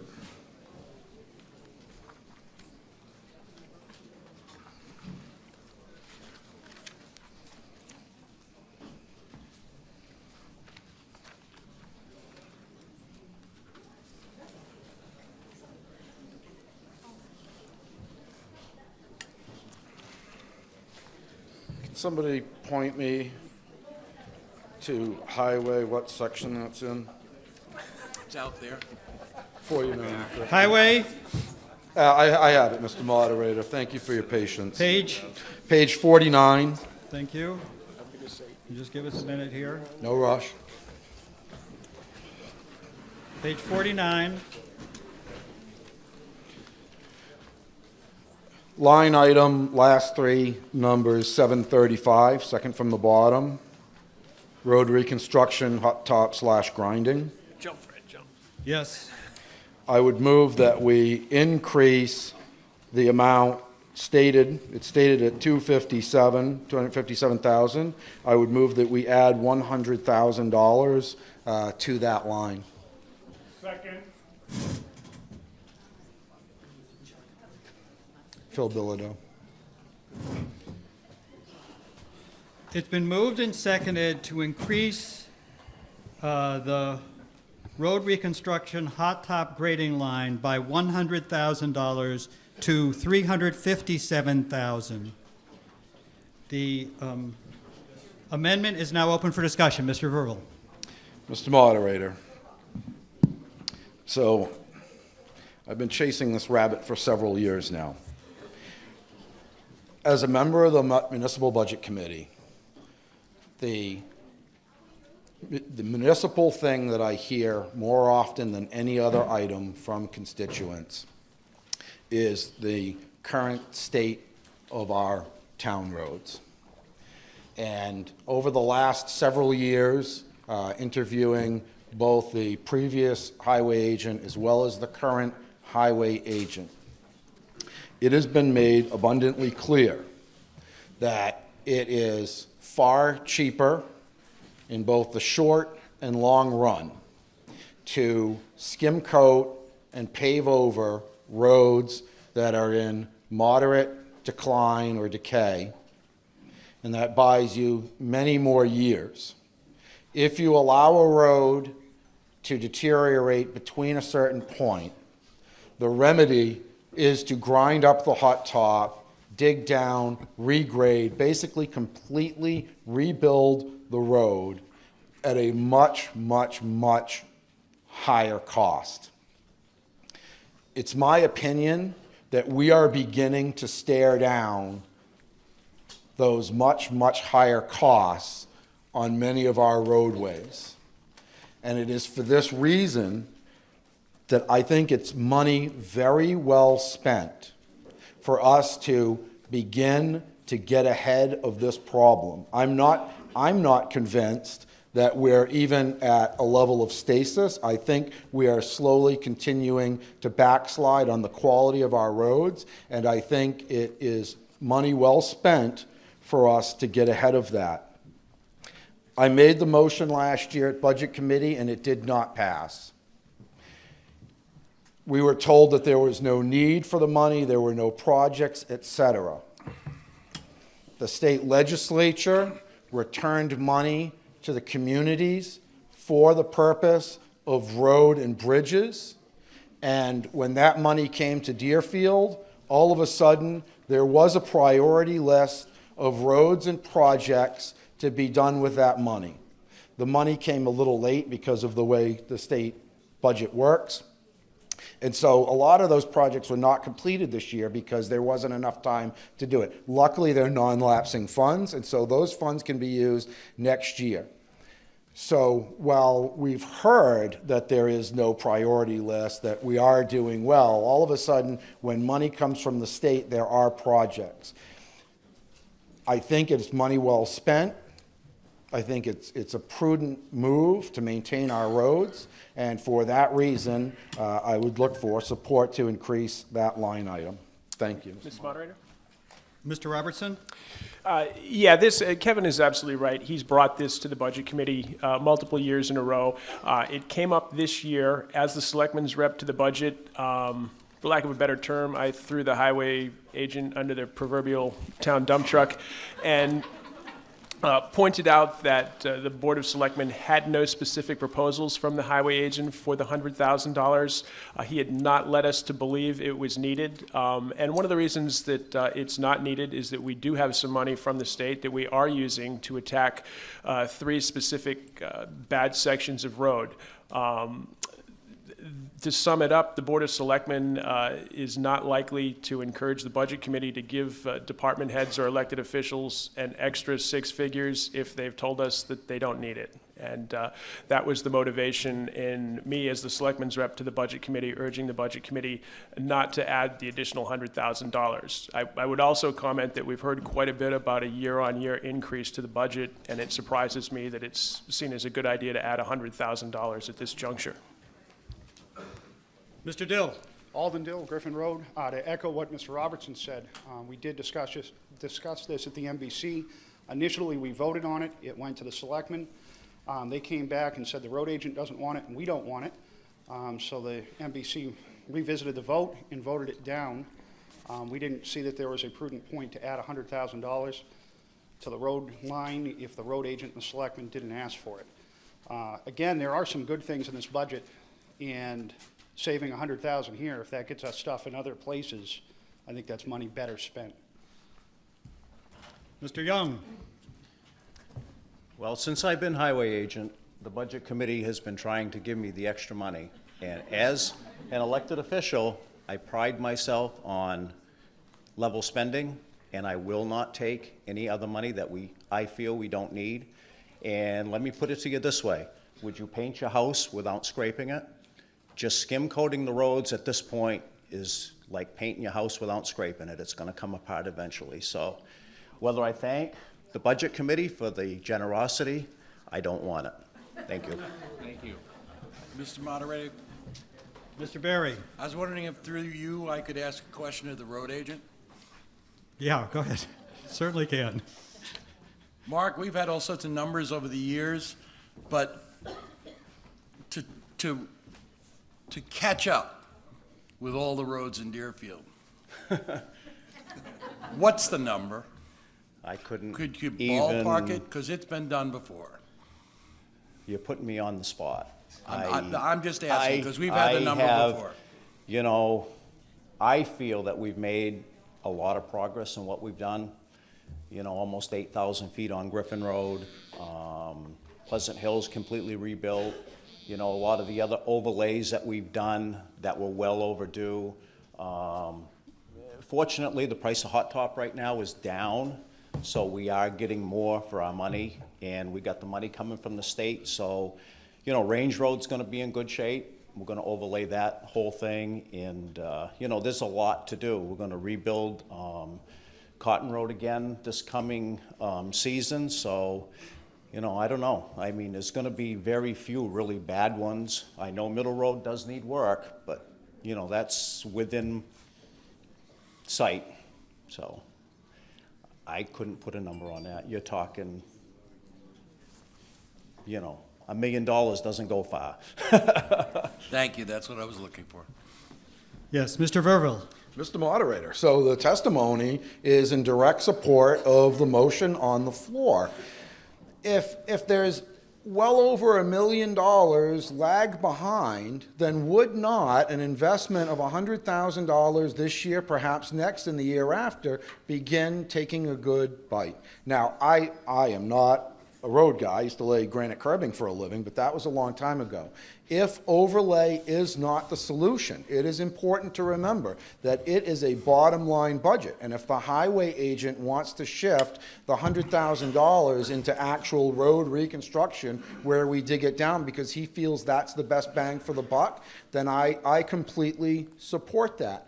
The other thing, you know, I was surprised at how low the sound was when I made a motion to add $100,000 to the budget, because people don't expect it from me. There's two things, right? It's not just the absolute value of the bottom line, but it's the priorities of where we're spending our money. What I just heard from Chairman Barry and what I just heard from the highway agent is we are behind. We're behind by millions of dollars. And if you're behind by millions of dollars, to think that not adding $100,000 can at least help, if not remedy it, to decelerate the rate of loss, those two items don't make sense to me. So for that reason, I would ask people to support the motion. Mr. Langlois. Zach Langlois, South Road. I just want to reiterate, the Budget Committee did discuss this $100,000 increase. It initially had voted to put it into the Budget Committee's recommendation to the town. Upon further discussion later in the season and feedback from the road agent, we decided to remove that $100,000. We have heard repetitively from other members of this community that an 8.7% increase will fail at the polls, yet that member is trying to add additional funds. It seems a little counterproductive and kind of like a way to poison the existing budget by increasing it beyond what the taxpayers will find palatable. Oh, come on, just let it go. All right. Are you ready for the question? Yes. The question is on the amendment to the budget to increase the amount for road reconstruction hot top grading by $100,000 from $257,000 to $357,000. If you favor increasing this budget line, please signify by raising your voting cards and keeping them raised. Thank you. Cards down. Those opposed, raise your voting cards and keep them raised. The nays have it, and the amendment is defeated. We had an earlier amendment which was voted on by secret ballot, which was to reduce the budget for the fire department. Fire rescue. Fire and rescue, thank you, by $136,302 to $225,000. The result of the secret ballot vote was no 72, yes 31. So the amendment is defeated, and the budget has only been changed by that first $60,000. And now we're back on the budget and the main motion. So Mr. Moderator. Ms. Hodling. I'm not proposing a change to any line items. However, I would like a response from the Select Board. There is a default budget in the packet. I have noticed and have spoken with the town administrator about the fact that there are additional items that need to be taken into account in the default budget.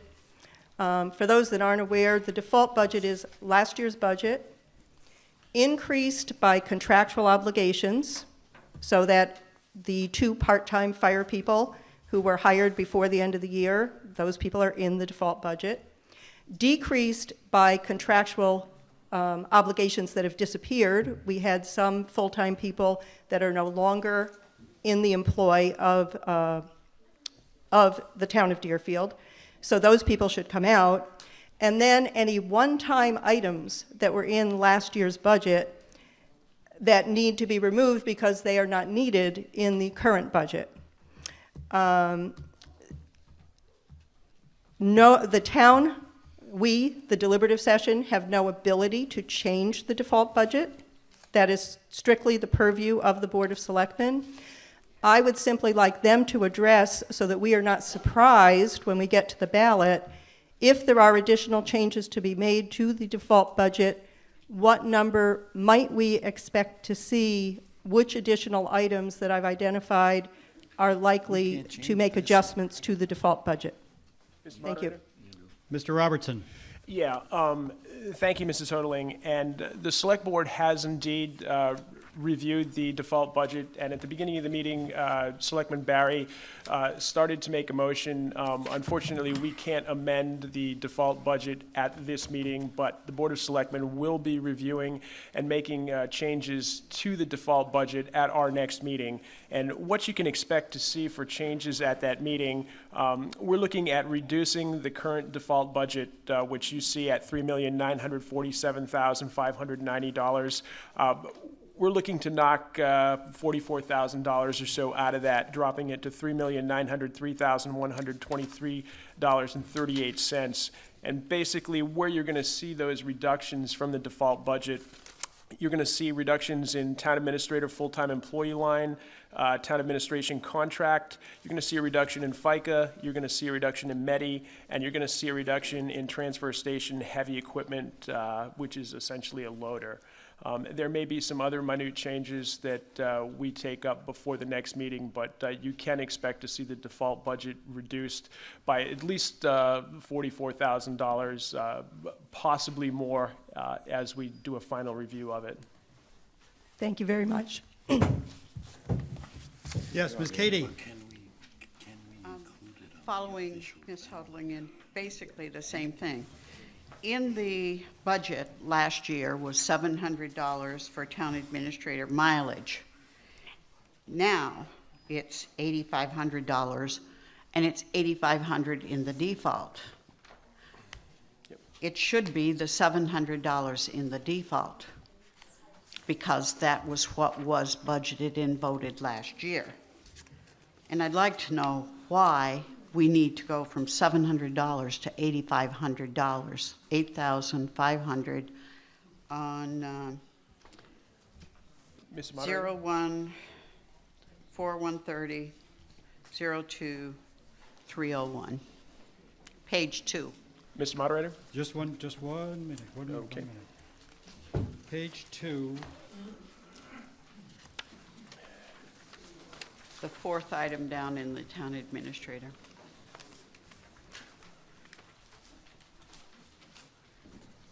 I have to look in the default budget thing to see this. Where do you see this? Page 2 on the regular budget. It's under town administration. TA mileage. I thought you were asking about the default budget. Are you asking about the default? It's or in the? both the It's in both. budget and the default, but All right. Well, the question is about the. Yeah, I can speak not to in the both. default. All right. I'm not going to try to understand. Mr. Robertson. Yeah, I'll defer to the town Okay. administrator on this if I'm incorrect, but I believe that this is a direct result of contractual obligations that we committed to in 2017, and that would be with regard to replacement of the finance manager. We replaced that position with a contracted position at a much lower cost, although part of the contractual agreement that we agreed to was to pay mileage for trips back and forth from her home office to Deerfield. And if I'm incorrect or if there's more detail to be added, I would defer to Town Administrator Harrington, who I think could give you more specifics. That's correct. There's no more to add to that. Thanks. But that's a part of the contract, not a part of our mileage. That's, the mileage was part of the agreement that we made with this employee that we hired in 2017. So that's an agreement we have to honor in the default budget as we move into 2018. So could you give me the exact amount of the contract for the new finance contracted services? And then what are the add-ons to that contract? I personally cannot. I don't know if the town administrator has that information at his fingertips or not. We can certainly make it available to you with a little bit of time. I don't have that information with me today. Yes, Mr. Dill. Alden Dill, Griffin Road. One other major increase in the budget that I wanted the selectmen to mention on page 58, which is a transfer station. There's a compactor in the budget. The selectmen made a very good reason for the compactor, and I just wanted them to address that.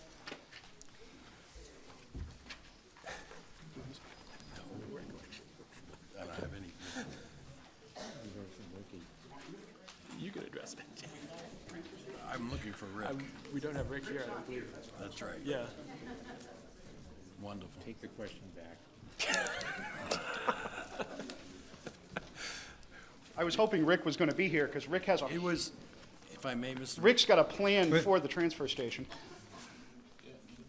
Would someone speak to that? Mr. Berry. The transportation supervisor, Mr. Pelletier, came to us with a recommendation of a number of items. First, to add an additional large compactor down at the transfer station, along with future references to buying our own containers and possibly down the road having our own truck to haul them. The costs of haulage are a large part of the transportation station's budget, bringing it out, taking it to the place where it needs to go, because nothing stays there anymore. It's not the dump, it's the transfer station. Along with that comes a need for three-phase power at the transfer station. We're using specialty electronic equipment to trick the machines into believing that it's three-phase power, but it's not.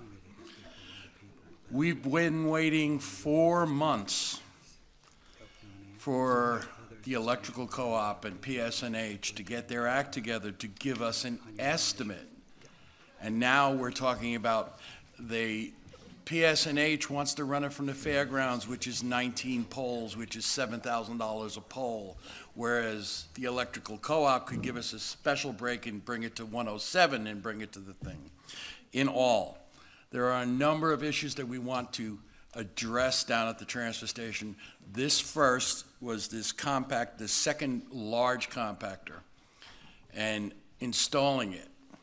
But part of the problem was also that we wanted to get three-phase power in there first. We can't get the electrical companies to give us an actual number. But that's the basics, as I remember Mr. Pelletier's suggestion on progress down at the transfer station. So we're looking at a new compactor, an additional compactor to what's down there. Mr. Moderator? Mr. Robertson. Yeah, and Rick has, as Mr. Berry has mentioned, he's got a very comprehensive 5-year plan with increments out to 5 years with an extension to 10 years for broader spectrum things. A couple of other things beyond the three-phase power.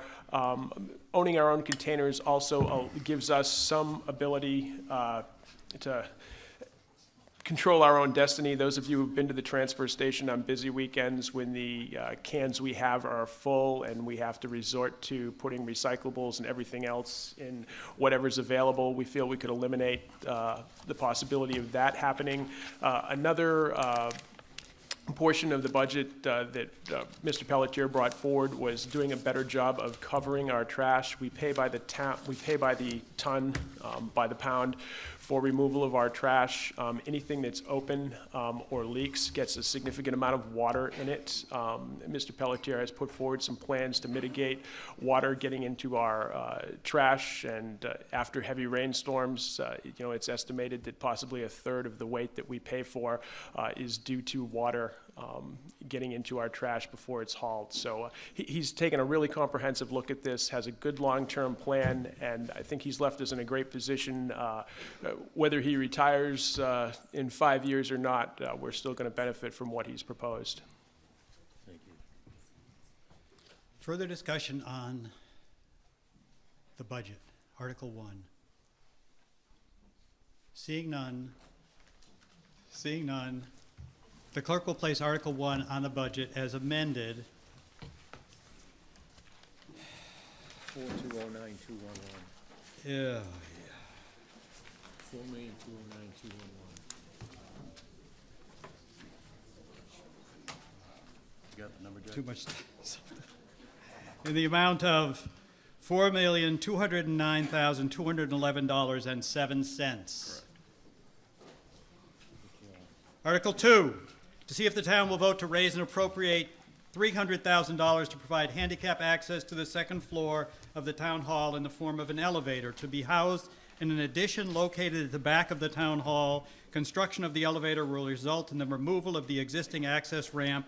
The Heritage Commission will be putting $10,000 toward the cost of the project. The Heritage Commission will actively seek grant opportunities to offset the cost of the project. This is a non-lapsing article and will not lapse until December 31st, 2022. Mr. Moderator? And it's recommended by the Selectmen unanimously and by the Municipal Budget Committee 8-2-0, 8-4, 2 against, and 0 abstained. Estimated tax impact 53 cents. Do we have a motion to place this article on the ballot as printed? Mr. Berry. Moved as written. Seconded. It's been moved and seconded to place Article 2 on the ballot as printed. The article is now open for discussion. Mr. Berry. I would defer to anyone from the Heritage Commission. Fran Menard.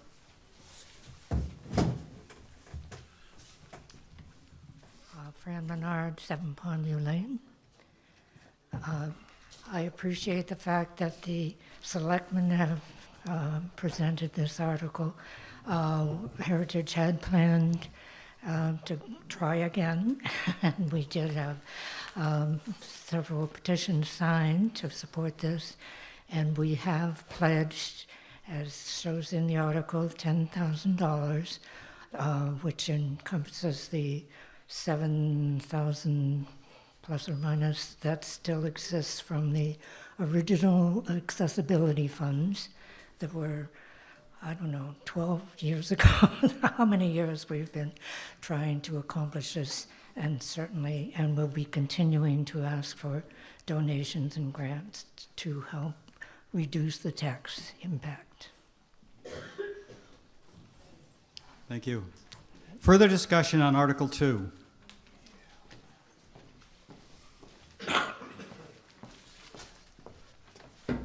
Dean Wolf from Hartford Brook Road. I'm Say your last relatively name. new to town. Say your last name. Pardon me?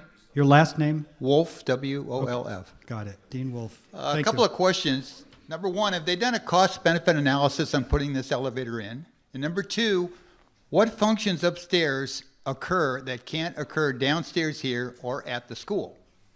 And if I'm a person that's not available to climb stairs right now, why would you have a function upstairs? And what, personally, I haven't been upstairs, so what is upstairs that I don't know about? Mr. Moderator? Mr. Moderator?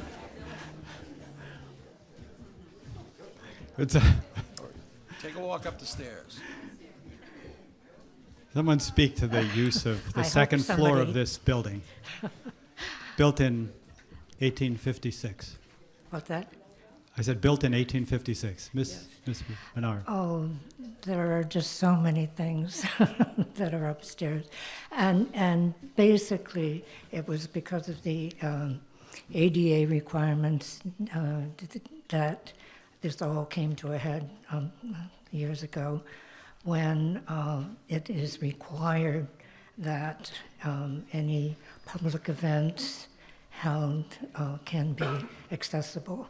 And there's a wonderful stage and a curtain that has been restored by the Heritage Commission that used to be used for just all kinds of, the George B. White School graduations were up there. There were variety shows. The Deerfield Men's Club at one point put on a wonderful show that we have photographs of. There are so many people in town that could tell you what can't be. The whole upstairs could be shut down with one complaint that they were not able to attend what was up there. So. Mr. Moderator? Mr. Robertson. Yeah, I would just note that years ago, this community voted to spend thousands of dollars to restore the upstairs to its historically correct presence. If you haven't been upstairs, by all means, take a walk up there. Please take your shoes off before you walk across the floor.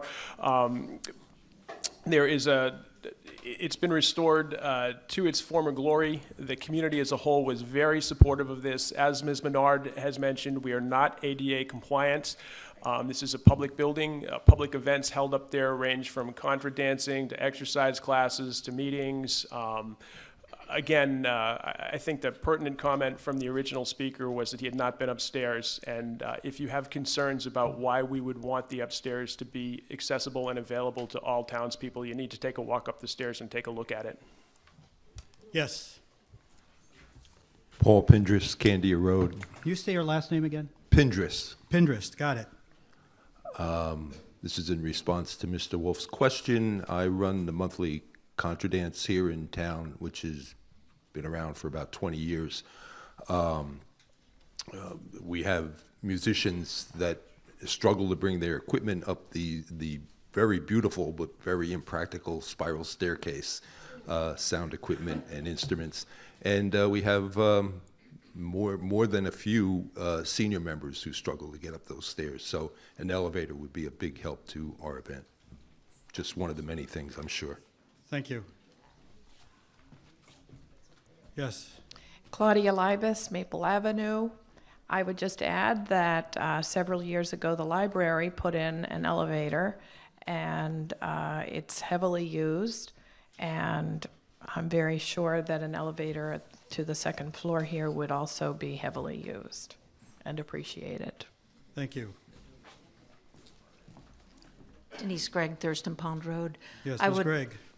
I would add that it is an opportunity going forward. It's part of our past, but it's also an opportunity going forward. We have Parks and Rec programs that certainly could be expanded. There's a variety of classes, smaller events that could take place up there. And I hesitate to add, the fact is we're an aging population in this corner of the country, and it's a practical thing for all of us in this room and in our town going forward. Thank you. Yes, Ms. Beauvais. Debbie Bovair, Church Street. It would not only provide access to the second floor, it would provide access to this floor.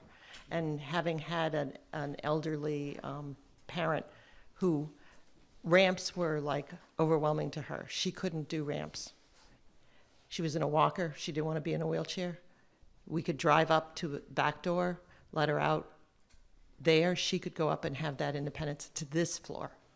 Thank you. I apologize for not having answered the financial concerns that the first speaker commented on. When we first started this whole process about access to the town hall, we do have elevator figures, and also for the enclosure. They probably sound very considerable, which they are, because this is a historic building. Anything has to be done according to preservation guidelines. And the figures that we have obviously climbed every year. And the reason that the the original proposal was voted down, or not voted down, but the townspeople decided they wanted to, the whole building was going to be shut down because of ADA concerns. And the townspeople at that point decided keep the building safe, and we got the sprinkler system involved for $200,000 at that point. And since then, we've been trying to get the elevator. So, Can you just stay there for a minute? I just have a question of fact. Sure. We have an addition behind this wall that was built on this building, I think in the 1880s. 1885. Right. Would the elevator be in that addition, or is this a further addition to the building? No, well, this is an addition that we will be getting public information out about this before the warrant as much as we can.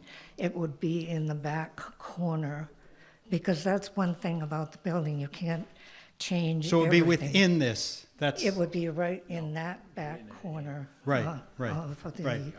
Where the outhouse is. External. Right. It will be the elevator with an enclosure around it, and we've got, we have, Is it in, and just- obviously. just the question is simply, is it inside the existing building, or does it add to the outside of the building? It adds to the back outside Okay, corner, thank you. where the old outhouse was. I mean, the. It's outside of the outhouse. yeah, Okay. yeah. Mr. Beauvais. Yeah, Dick Beauvais, Church Street. I also need to put on my professional hat. I work for the New Hampshire Division of Historical Resources. We handle any number of programs, and Ms. Menard said that the work here would have to be done according to historic standards. Well, I certainly hope that it would be done. There's a requirement to adhere to specific standards only when there is federal monies involved. If we were to get a federal grant, then the work would need to be done in adherence to the Secretary of Interior standards for historic rehabilitation. Short of that, the town could do what it pleases. I am confident that the town wants to do an excellent job and adhere to the standards because they're good standards. But do not assume that there are requirements on spending town money on this building coming from, quote, historic standards. This is an historic building. It is on the National Register of Historic Places. I should point out that the addition is also considered to be historic as well as the original construction, just to make that clear. But the requirements to adhere to historic standards regulations apply only if there is federal money involved in that particular project.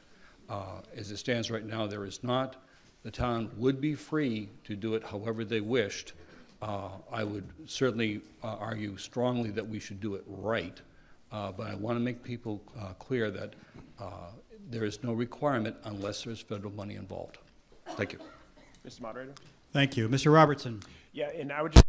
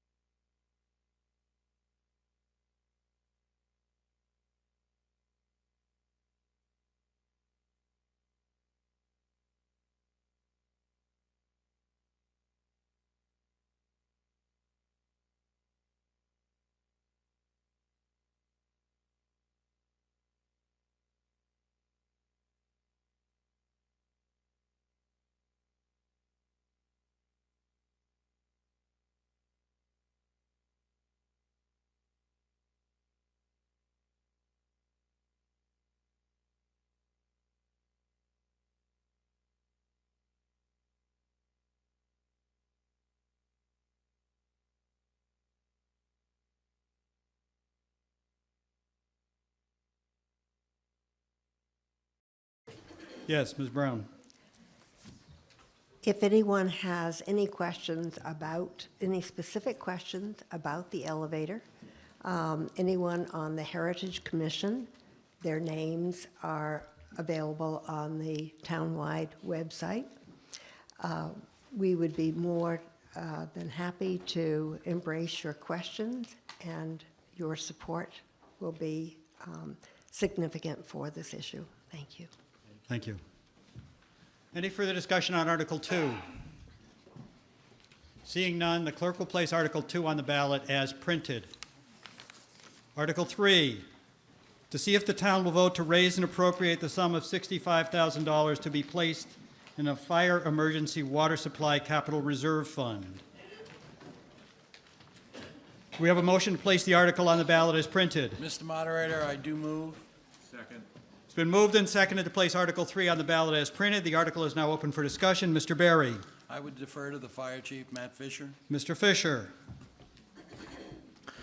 I brought this warrant article to the selectmen basically as a follow-up to last year's warrant article with the cistern that was put in behind this building. With the intent of starting a capital reserve fund to increase our fire protection and water supply established in the community. I have not been able to locate a location for a cistern, and I know that is something that came up last year. I would, at this time, move to reduce this warrant article by $33,000 to a total of $32,000. It's been moved to amend Article 3 from $65,000 to $33,000. 233 or 230? Reduced by 33 to $32,000, and it's been seconded. We good? Mr. Berry? Mr. Berry? So the amendment to Article 3 is now open for discussion. Mr. Fisher? Last year, we put on a training burn over on off of Nottingham Road, and we utilized two existing water holes.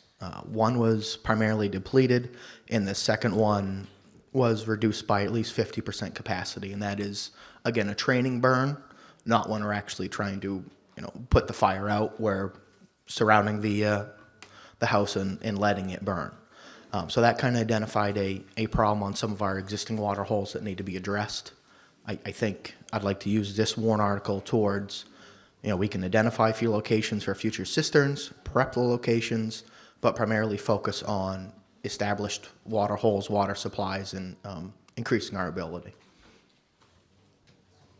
All right, further discussion on the amendment to reduce Article 3 by $33,000. Mr. Verville. Yeah, Mr. Moderator, I simply have two questions. When we say water supply, is that both cistern and water holes? Or is that cistern only? That'd be Is this in the Fire Emergency Water Supply Capital Reserve, that use of water supply? Is that what you're referring to, Yeah, Mr. Verville? Yeah, is the use for cisterns only or Okay. cisterns and All right. fire holes? And I would ask All right. the chief to. Mr. Fisher. The intent of this fund would be for both. Thank you. And I have one other question. Maybe the chief can answer it, maybe the select board. I know in developments of a certain size, they're required to put in cisterns or water holes or whatever associated with the development. So presumably this is for locations out of that area. Obviously, the easiest siting is town-owned land, but that's not always necessarily located where you want it. Is it, and maybe Mr. McGarry knows the answer to this, is it possible to request easements from property owners to be able to site cisterns or fire holes? We're talking about reducing the amount in this article, so let's hold that for later. But if I know the answer to that, it tells me whether or not I want to support the article. So I just want to know, is it possible for the town to ask private property owners if they would grant an easement for the positioning of these things? Is that possible? Does anyone know? Mr. McGarry? I suppose it is possible to make that request of private property owners. Generally, the planning board, in the process of approving a subdivision, we have a general standard established by the previous chief of any more than equal to 5 or more homes would require the installation of a cistern associated with that development. But it would be possible to request in a non-development situation, I mean, you can't force the property owner to do it, Right. but it would be possible to request easements, right? Correct. Great, thank you. Ms. Katie? I would like to know if this would allow the chief or someone to dig out the present water holes. Like, I go by two, one right down here on Church and then the one up on Old Center by the split to Griffin. And they seem to be overgrown with weeds, so there can't be much water, and certainly they aren't recoverable fast. And, you know, if they pump out the water, they don't have springs there that are filling them up again. So it would appear to me they need to be cleaned out, dug out, or something to make a bigger water supply at the cistern. So is that what this $32,000 would do, or is there any thought process to us cleaning out the water holes? Mr. Fisher? Yes, that would be part of the intent for this warrant article. Further discussion, questions, amendments? Or discussion of the amendment to Article 3? Are you ready for the vote? The vote is on the amendment to Article 3. If you favor reducing the amount of Article 3 from $65,000 to $32,000, removing $33,000, please signify by raising your voting cards and keeping them raised. Thank you. Cards down. Those opposed, raise your voting cards and keep them raised. The ayes have it, and the article stands amended. We are now on Article 3 in the amount of $32,000. And the amended article is open for discussion. Seeing none, are you ready to place the article on the ballot? We are. So the clerk will place Article 3 on the ballot in the amount of $32,000. Article 4, to see if the town will vote to raise and appropriate the sum of $50,000 to be placed in the previously established Fire Apparatus and Equipment Capital Reserve Fund. Do we have a motion to place this article on the ballot? Mr. Moderator. Mr. Berry. I would move it as written. Second. It's been moved and seconded to place Article 4 on the ballot as printed. The article is now open for discussion. Mr. Berry. Once again, we're looking to put more money in the previously established Fire Apparatus and Equipment Capital Reserve Fund. This is for the future purchase of another fire engine, which is based on some of the equipment we have right now, pretty much getting overdue. But once again, we'd like the community to contribute towards the eventual cost, somewhere around $400,000 to $450,000 for a new pumper. Is that what it is, Matt? Mr. Fisher.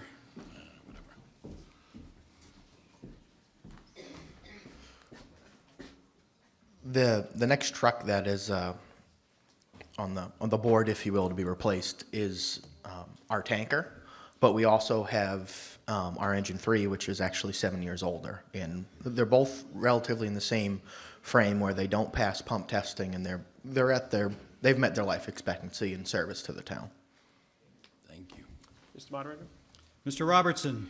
Yeah, this warrant article and the ensuing warrant articles that you see for the most part, probably 4 or 5 years ago, maybe a little bit longer, the Board of Selectmen, in conjunction with Safety Services personnel and some other folks, put together, for lack of a better term, a capital improvement plan with regard to safety services equipment. And we have a schedule of major expenses that we know we're going to see coming up on the horizon. And in some cases, it's a specific truck. In some cases, it's breathing apparatus, emergency services, equipment, vehicles, that sort of thing are particularly expensive.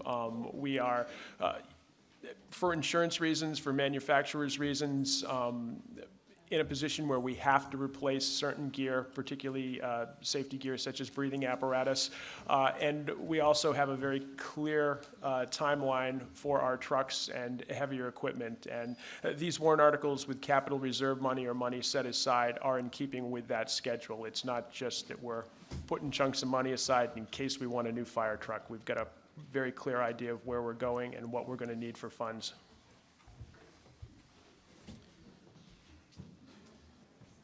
Mr. Verville. Mr. Moderator, just for a point of education, what is the current fund balance in this fund? And if we could maybe include that in the next several, just to give people an idea of how much is already squirreled away versus what the expected future needs is. Do we know the balance of our fire apparatus and equipment capital reserve today? Mr. Harrington does. That balance is currently $169,758.59. That's principal and interest. Thank you.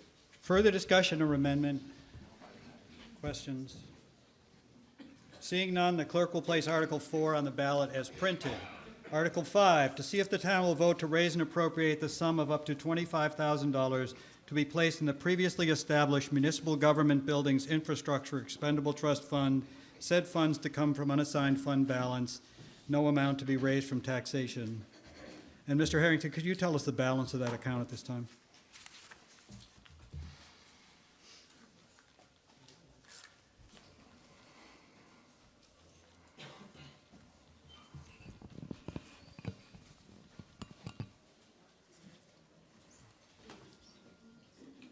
While he's getting that, do we have a motion to place this on the warrant? Mr. Moderator, I would move it as written. Second. It's been moved and seconded to place Article 5 on the ballot as printed. Municipal, I got that. Mr. Harrington, do you have that number? I do. That current balance is $86,459.87.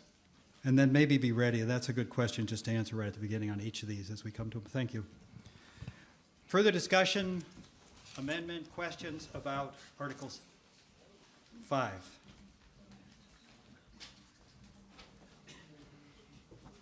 Seeing none, the clerk will place Article 5 on the ballot as printed.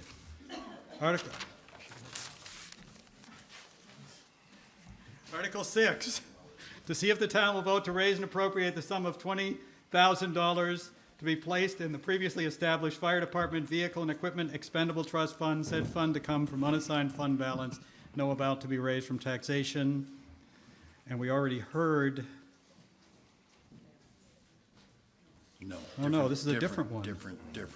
This is vehicle and equipment. Okay. Do you have that balance, Mr. Harrington? I do.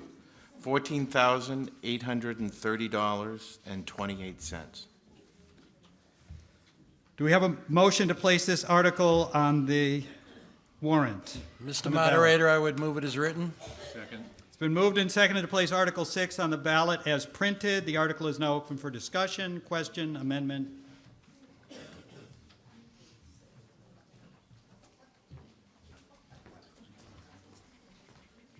So we know the one above is for pumpers, tankers, et cetera. What, which equipment does this specifically go to?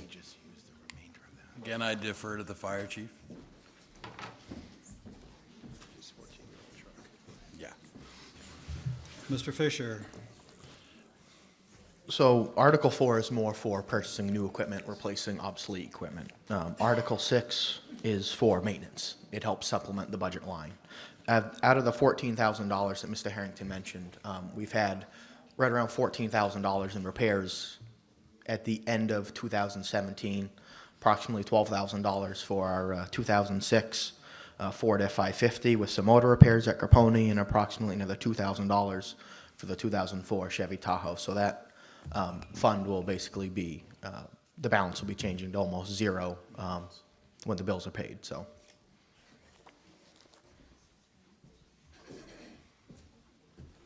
Any further discussion or amendment on Article 6?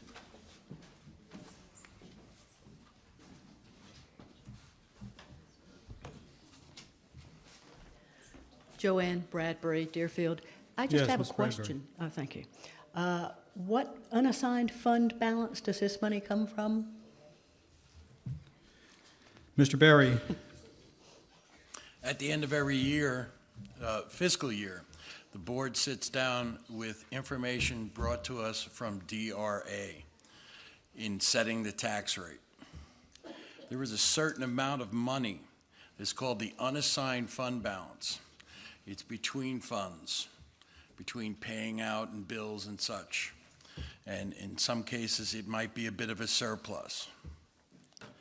The Board of Selectmen uses it and has used it in the past to moderate or keep the tax rate at a certain level or to moderate any increase that may come about. This money would be taken out of that unassigned fund balance prior to the selectmen setting the tax rate. Mr. Moderator? Yeah, Mr. Robertson? Yeah, so essentially what we're saying by this wording is that voting in support of this warrant article is not going to increase the present tax rate.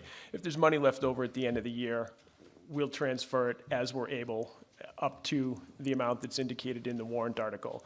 And as Steve has explained, it won't raise this current tax rate. It could obviously have some effect on your taxes because any unassigned fund balance that the selectman has left, subject to DRA recommended ratios, is used to offset the next year's tax rate. So it's not free money, but it's not going to increase the present tax rate. We're assuming that there's going to be some unassigned surplus, and we're assuming that we can transfer it to the warrant article to offset taxes in future years. That said, that's money that we can't use when we set the tax rate to offset the tax rate then. Ms. Bradbury, yes. Could I just ask a really basic, simple question?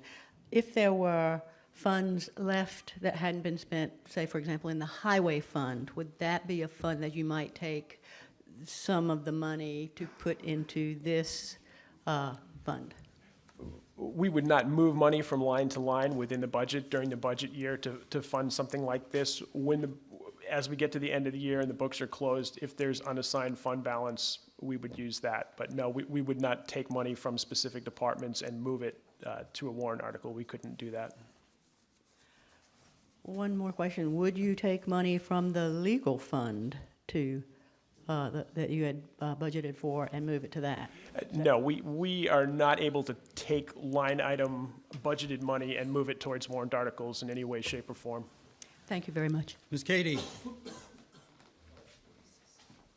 I heard something that has bothered me. My understanding was this article was originally set up so that if we had to replace the Tahoe or the EMT vehicle, there would be funds there to do it. And Mr. Fisher just said we have this bill for repairs and that bill, and it'll basically deplete it. And in my opinion, repairs to vehicles should be in the budget as part of what we pay through the year to run the fire department. So can somebody tell me when we approved to have repairs taken out of the trust fund that was supposed to be for vehicles?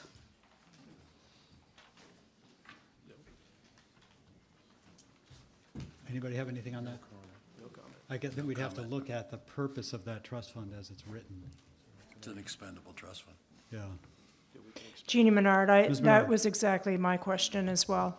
It seems contrary to having maintenance items should be something that would be budgeted as typical line item. In my understanding of this fund in the past, it was more of a mindset of looking towards a vehicle replacement. So clarification of that would be helpful. Mr. Moderator? Mr. Robertson? Yeah, I don't have a lot of clarification other than to say that we've used this money to cover large and unexpected costs. We have maintenance money in most of our departments that have equipment, that have vehicles that we budget for. However, you'll see in any number of these articles, the government buildings, for example, if a roof fails or a furnace fails, it's typically beyond what we've budgeted for maintenance, and we view this money as usable for that type of instance. When we get expenses that are above and beyond oil changes, tires, that sort of thing. We've got some very aged vehicles. We've tried to replace them in the past. The town has not supported replacing them, and we can have random incapacitating mechanical issues that require a lot of money, more so than we've budgeted in the maintenance line, and that's what these funds have been used for.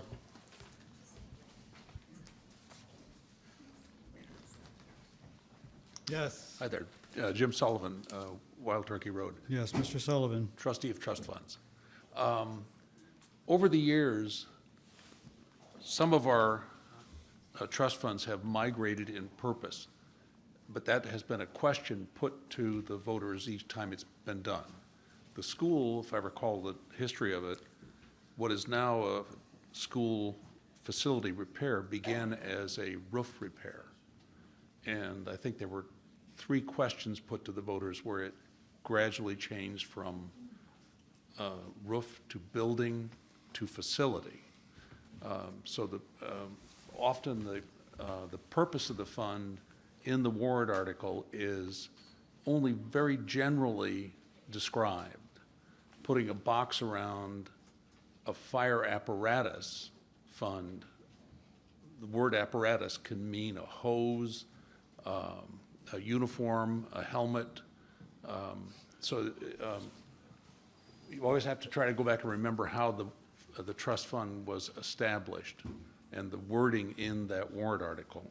And anytime the word expendable trust is used, that allows the authorizing agency, which is always the selectman for the town and the school board for the school. An expendable trust is pretty much driven by the capital item that it's hanging behind. So if you put fire equipment, an expendable trust can be used for any purpose that relates to fire equipment. So the use of that word expendable usually means it's pretty much a checking account to spend on that category of capital equipment. I don't know if that helps explain Thank you. what.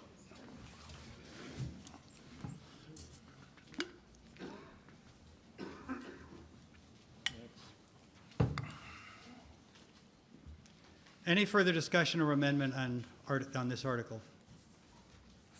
6. Seeing none, the clerk will place Article 6 on the ballot as printed. Didn't we already do that? No.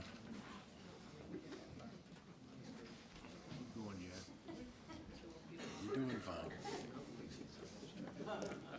It's double secret placement. I've seen a little suggestion here about taking a break. You guys want to keep going? You want to stop for a few minutes? Keep going. Keep going. Well, you only have one candidate on the ballot for moderator next year, Dan Holdridge. We're trying to bring him along. He's going to practice a little right now, live.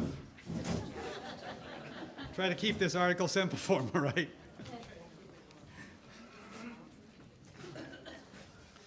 Thank you, Jack. Before I start, I think it's appropriate to give a big round of applause to Jack for the wonderful job that he does.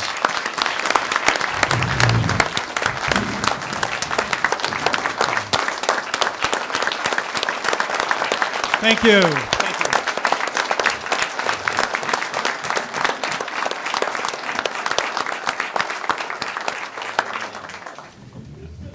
I think it's an understatement to say that I have big shoes to fill, so I'm going to do my best, and he's been wonderful in the training. So Article number 7, to see if the town will vote and raise and appropriate the sum of $10,000 to be placed in the previously established rescue vehicles and Equipment Capital Reserve Fund, is recommended by the Board of Selectmen, recommended by the Municipal Budget Committee unanimously. Do we have a motion to place the article on the ballot? Mr. Moderator, I would move it as written. Mr. Berry, is there a second? Second. Mr. Pittman? It's been moved and seconded to place Article number 7 on the ballot as written. The article is now open for discussion and amendment. Mr. Moderator, through you, I would ask Mr. Harrington the balance of that fund. Mr. Harrington? I'm currently showing 0. Okay. Huh? Yeah. The May chair I ask- recognizes Ms. Katie. May I ask why this one doesn't take it from the fund balance at the end of the year? I mean, the other ones, when there is money left over at the end of the year in school and whatever, we put it into these types of things. And yet this one, we're going to raise it by taxes. Someone to respond? Chair recognizes Mr. Robinson. Sure. No specific reason other than, as you've heard from the town administrator, we have no funds in this account right now, and we feel it's critical to keep this fund alive and bring it back. And when we fund these warrant articles from surplus, we're taking a chance, assuming that there's going to be enough surplus so we can do that. And this just ensures that we do indeed fund this this funding device that, as the administrator has informed the room, has no money in it presently. How much was the fund balance this year? Mr. Harrington? You just said it was 0.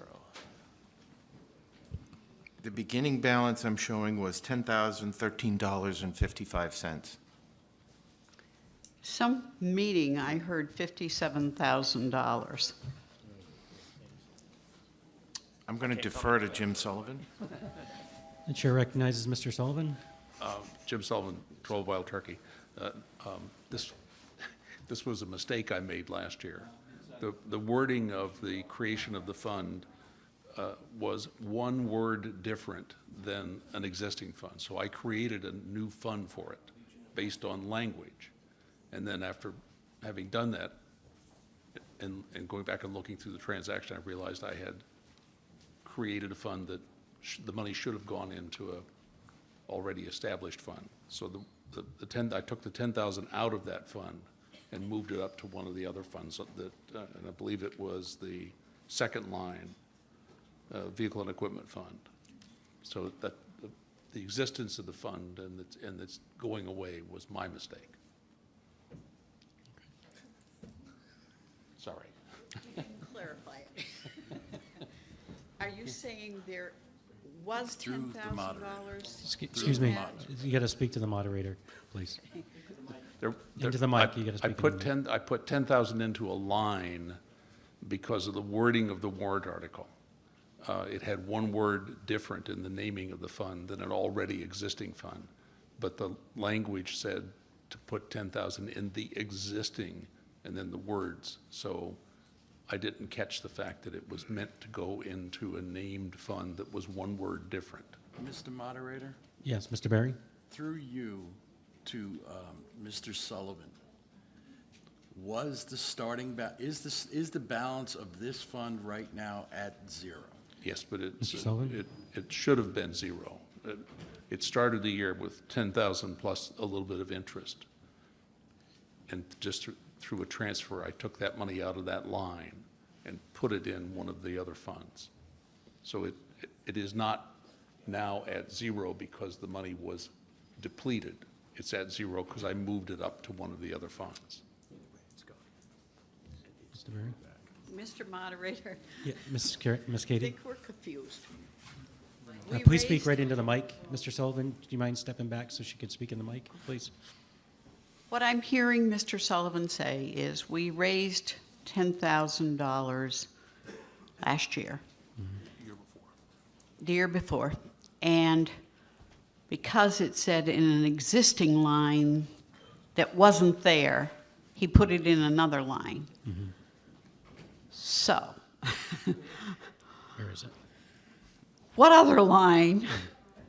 And why isn't it now up to this meeting to put it back in the line we meant it to be. Okay.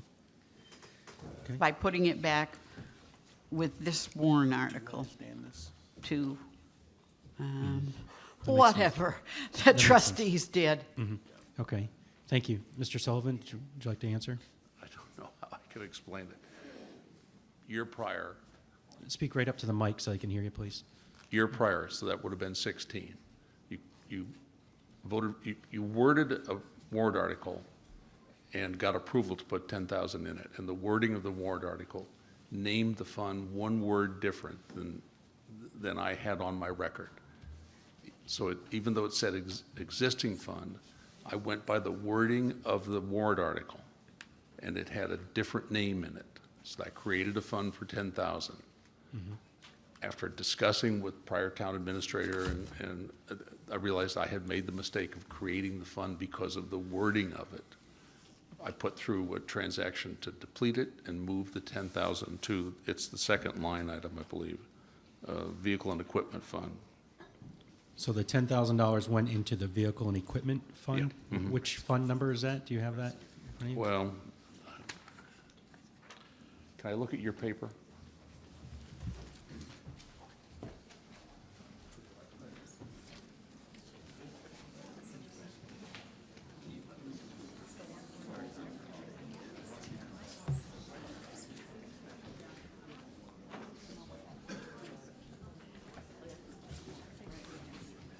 Give me a minute.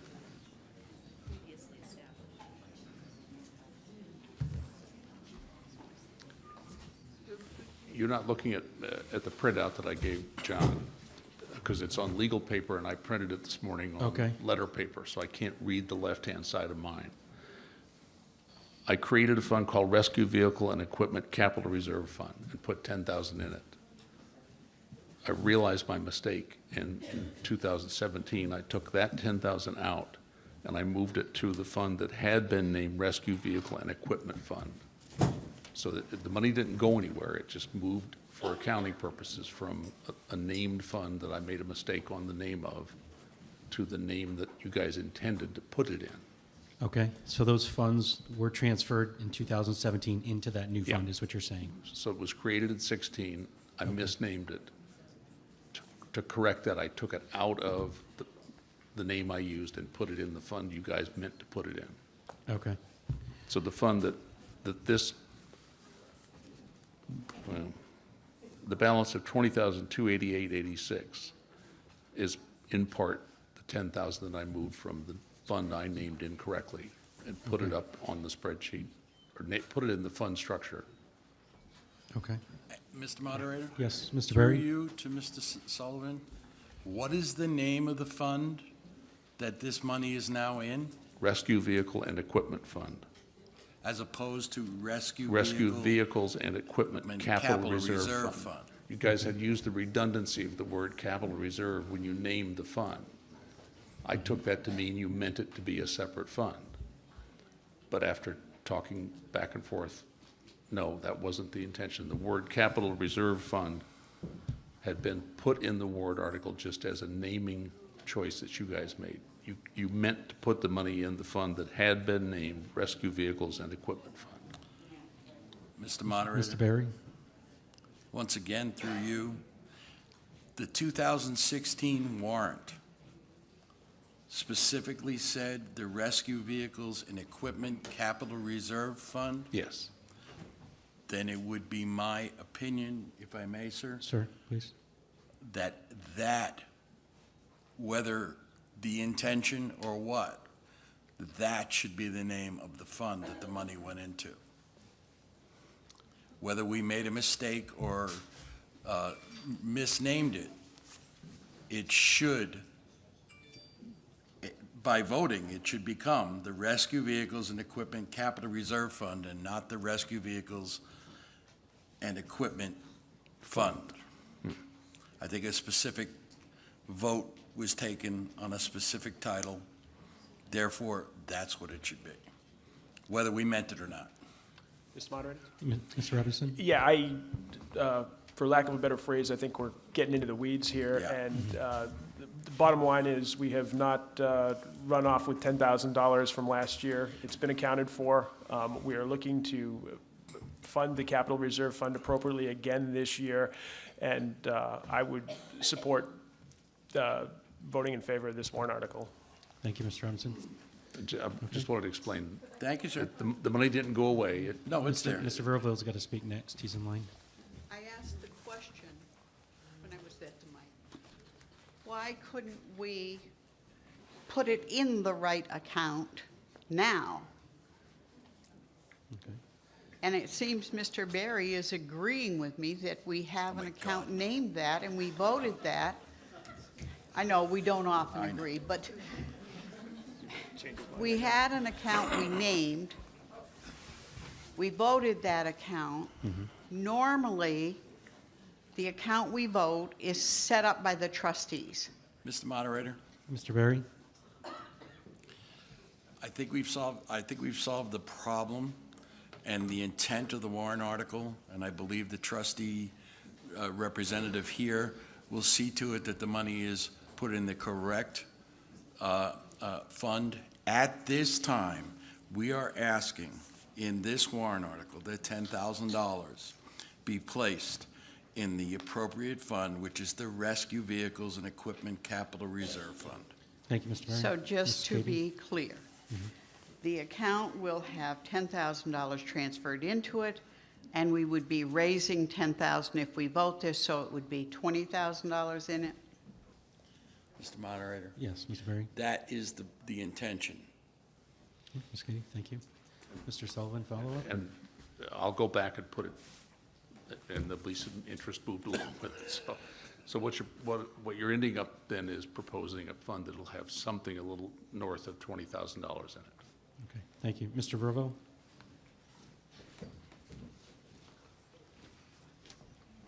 So I support the 10 grand too. I just want to make sure that we don't do it either incorrect or squirrely twice. So the question goes, when we have a budget and a budget line gets run to zero, that line ceases to exist, and for it to come back, it has to be recreated and populated. So my question is, because this reserve fund was run to zero, does it still exist? And then if the legal answer to that is that the fund does not exist anymore, then we should amend this article to say create, to make sure we're just doing it correctly. So it's just a cautionary call out to make sure that we're doing it correctly, and I'll leave that to the expertise. Mr. Berry? It's our understanding that it's not a line item, it's a fund, and that it can remain there with zero. And by Mr. Sullivan's acquiescence, he believes that he can put the money back in the fund. I don't see the need to change the name. Okay. Is there any further discussion on this article number 7? Seeing none, the clerk will now place article number 7 on the ballot as written. Thank you.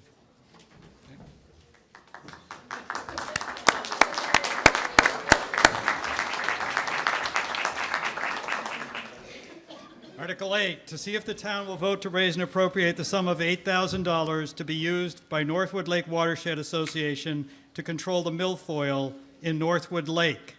Do we have a motion to place this article on the ballot? Mr. Moderator, I would move it as written. Second. It's been moved and seconded to place Article 8 on the ballot as printed. The article is now open for discussion. Mr. Berry. Once again, the Northwood Lake Watershed Association has made a request to the town of Deerfield to redo its donation of $8,000 towards the reversal of milfoil in Northwood Lake. There is a substantial portion of Northwood Lake that is in Deerfield, and the Board of Selectmen agree that this warrant be placed on the ballot in order to provide the funding.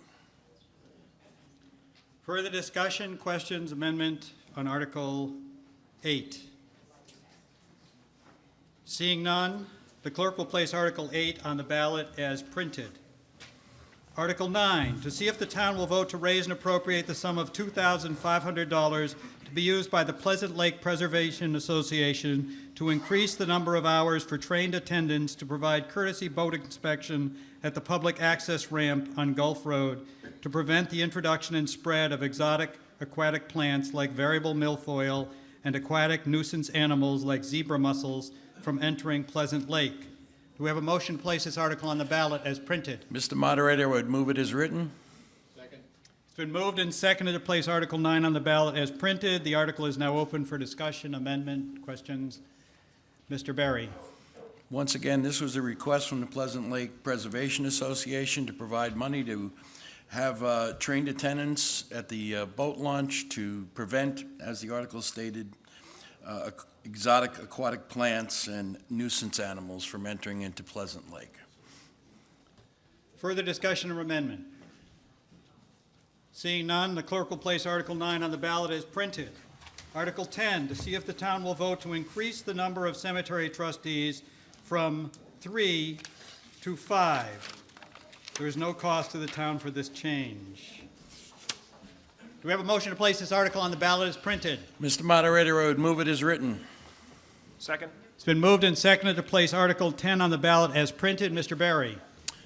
A request from the cemetery trustees in order to help get more work done was that we place this warrant on and ask for an additional 2 people to be added to the trustee group. Further discussion, amendment, questions on Article 10? Seeing none, the clerk will place Article 10 on the ballot as printed. At this point in the meeting, if there is any further business that can informally be taken up, this is a moment people can do that before we adjourn. Yes. Yes. He's ignoring me. He's going to come after you. Yes. Kate, Ms. Hartnett. Yes, I'm Kate Hartnett from Thurston Pond Road, and I'm sure everyone in the room knows there was a historic vote by the Site Evaluation Committee on a power line on Thursday. I would just like to recognize everyone in town who supported representing Deerfield's interests, both the volunteers and the people of the town, as well as the Select Board and the other boards, Conservation Commission and Planning Board, for their efforts representing the interests of the town of Deerfield. Thank you very much.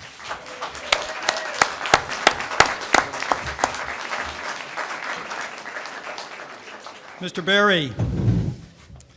If I may, at this time, I'd like to also stand and recognize someone standing right next to me.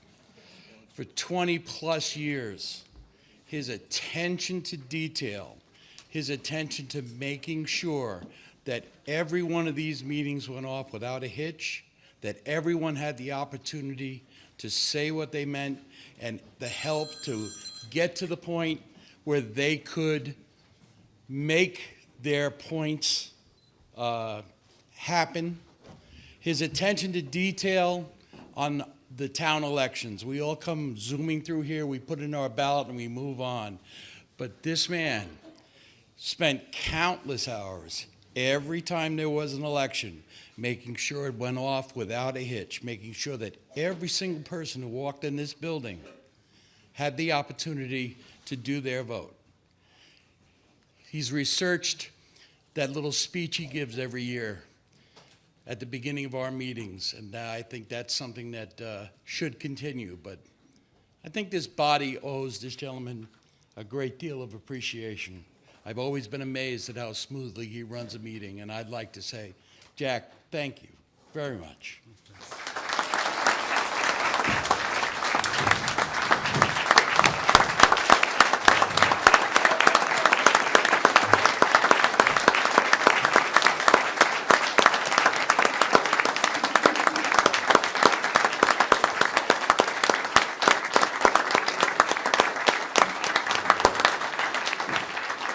Well, thank you. It's been a privilege to do this, and I'm really happy that we have people willing to take it up for the future. And thanks for the support through all the years. And, you know, people just always say yes when I need help with stuff. And I really appreciate that. Deerfield, I say, is the town where you can get anything done with one phone call. It's pretty cool. So with that, we can entertain a motion to adjourn. Mr. Moderator, I move to adjourn. Been moved and seconded to adjourn this meeting. All in favor say aye. Aye. Opposed, no. The meeting stands adjourned. Thank you.